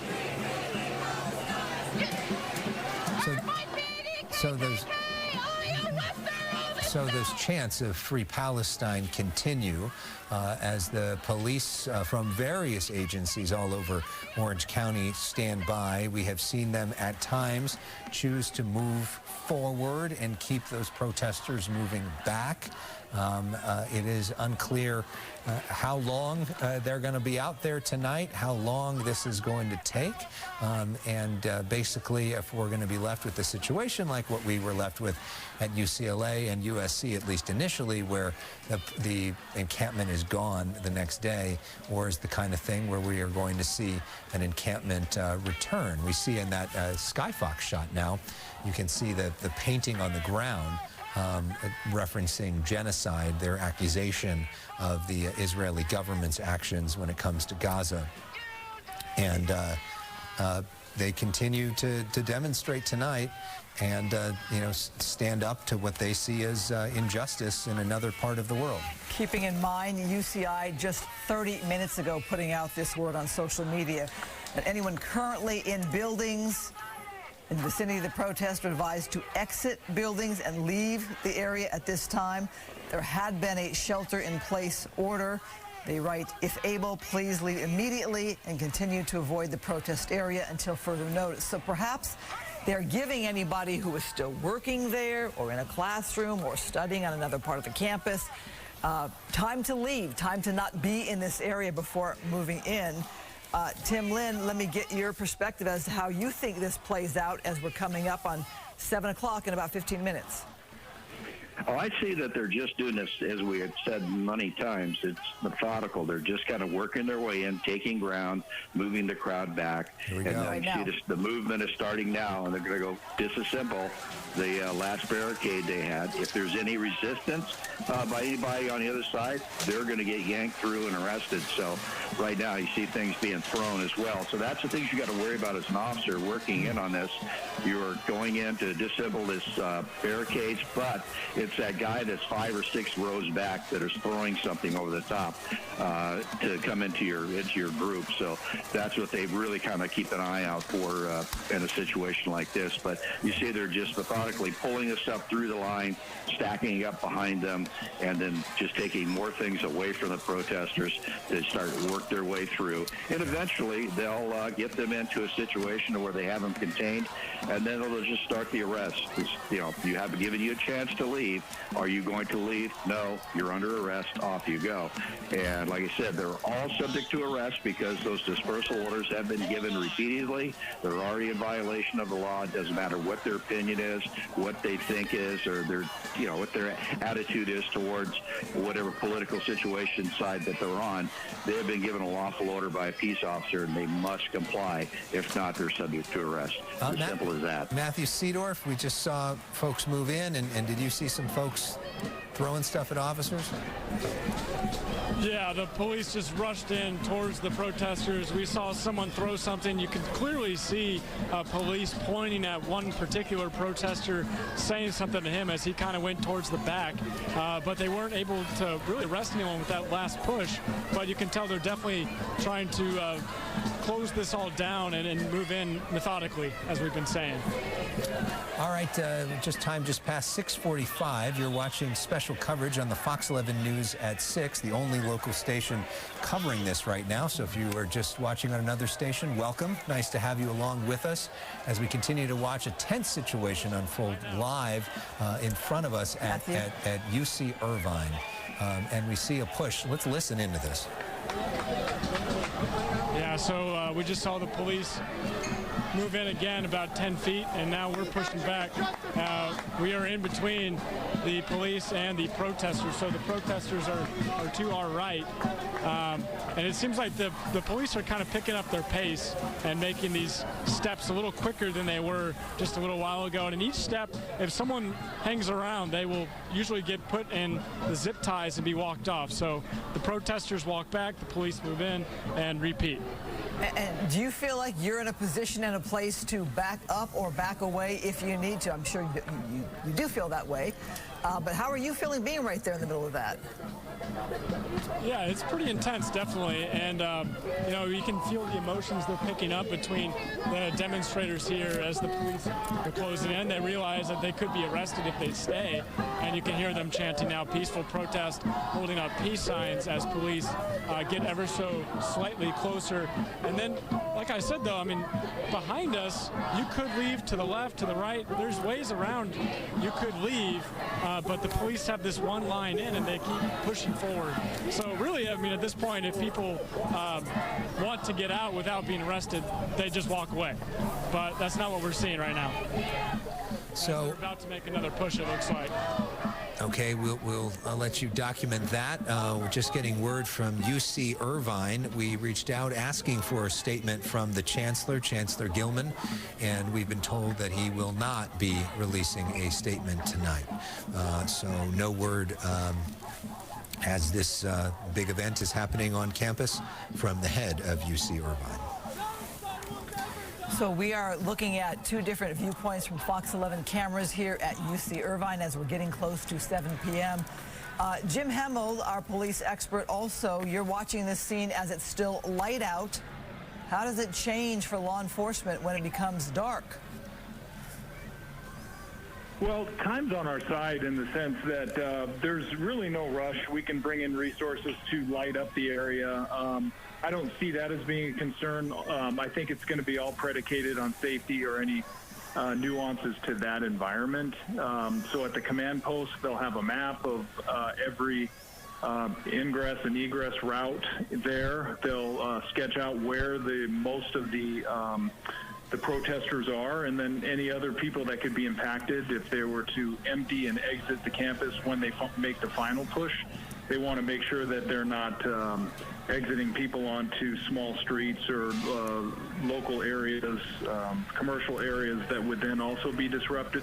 So these are a lot of considerations that need to be taken into place. It was interesting, Alex and Christine, you'd mentioned about the different response from various administrators, and you're so right on point on that, because in Los Angeles, and you can imagine, I can speak a little bit more being retired now, but you get, particularly the George Floyd protests, you had various responses from different city officials.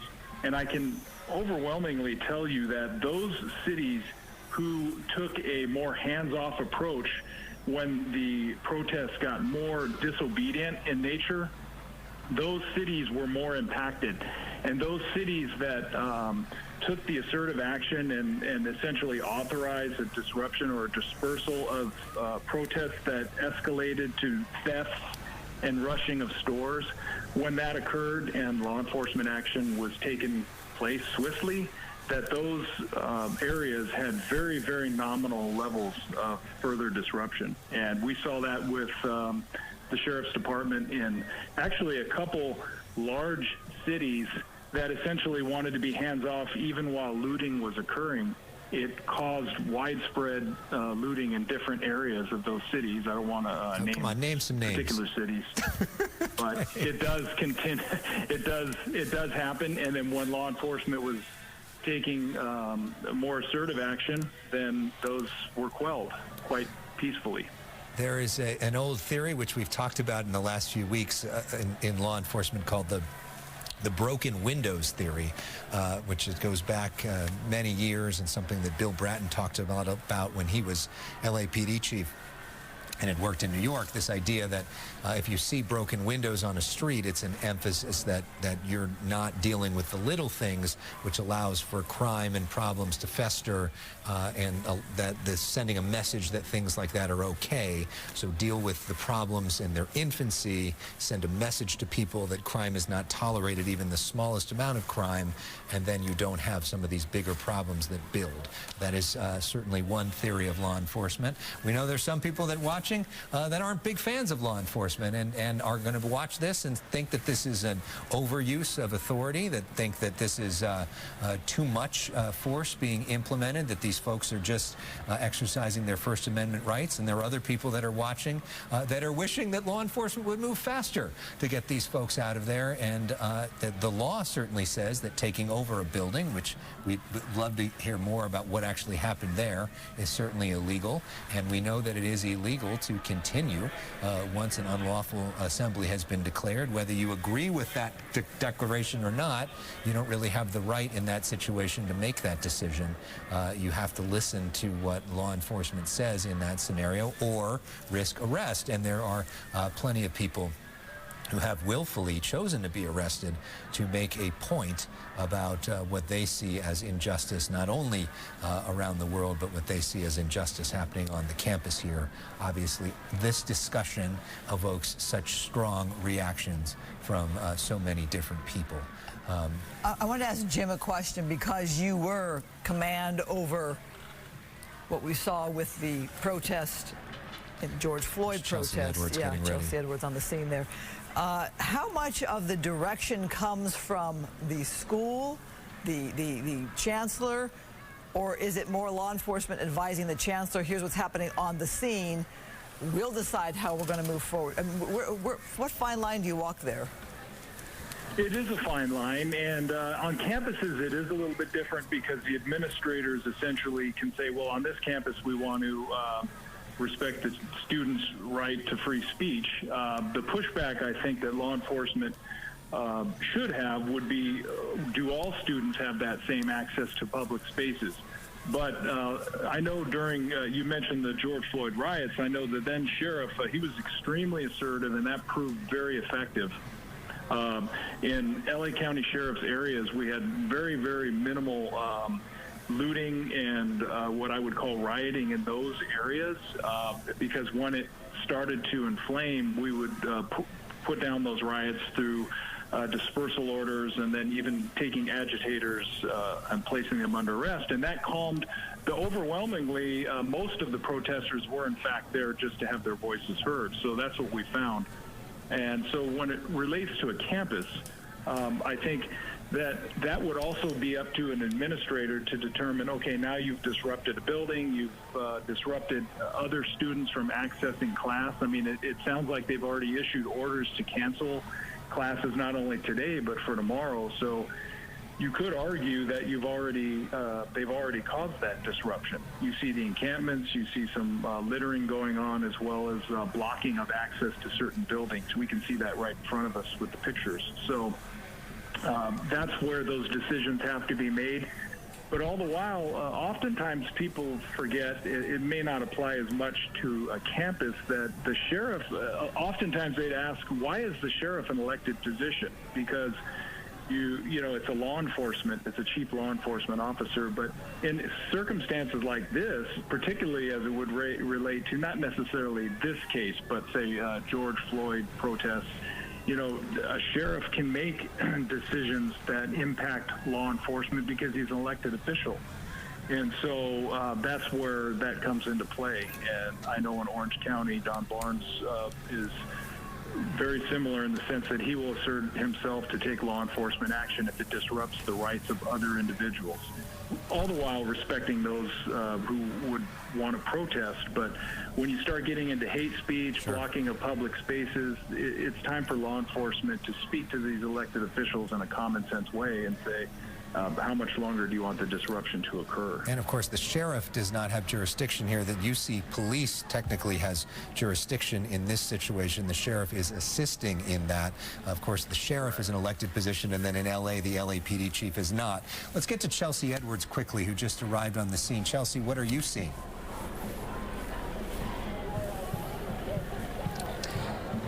we literally just got here. I think you just tossed to me, and I just want to tell you what it's like as you get into UC Irvine. So as you drive, there's traffic all around the area. So it takes a while to get into the University of Irvine campus right now. Obviously, you got a lot of helicopters overhead, media, law enforcement, and then when you get here, there are several different layers of security that you have to get to get into the point where we are. They keep emphasizing the campus is closed. Now, we're kind of on the perimeter, where kind of behind the police line. I just want to show you some of this encampment and what we're looking at here, what they've been cleaning up. So they brought in these dump trucks.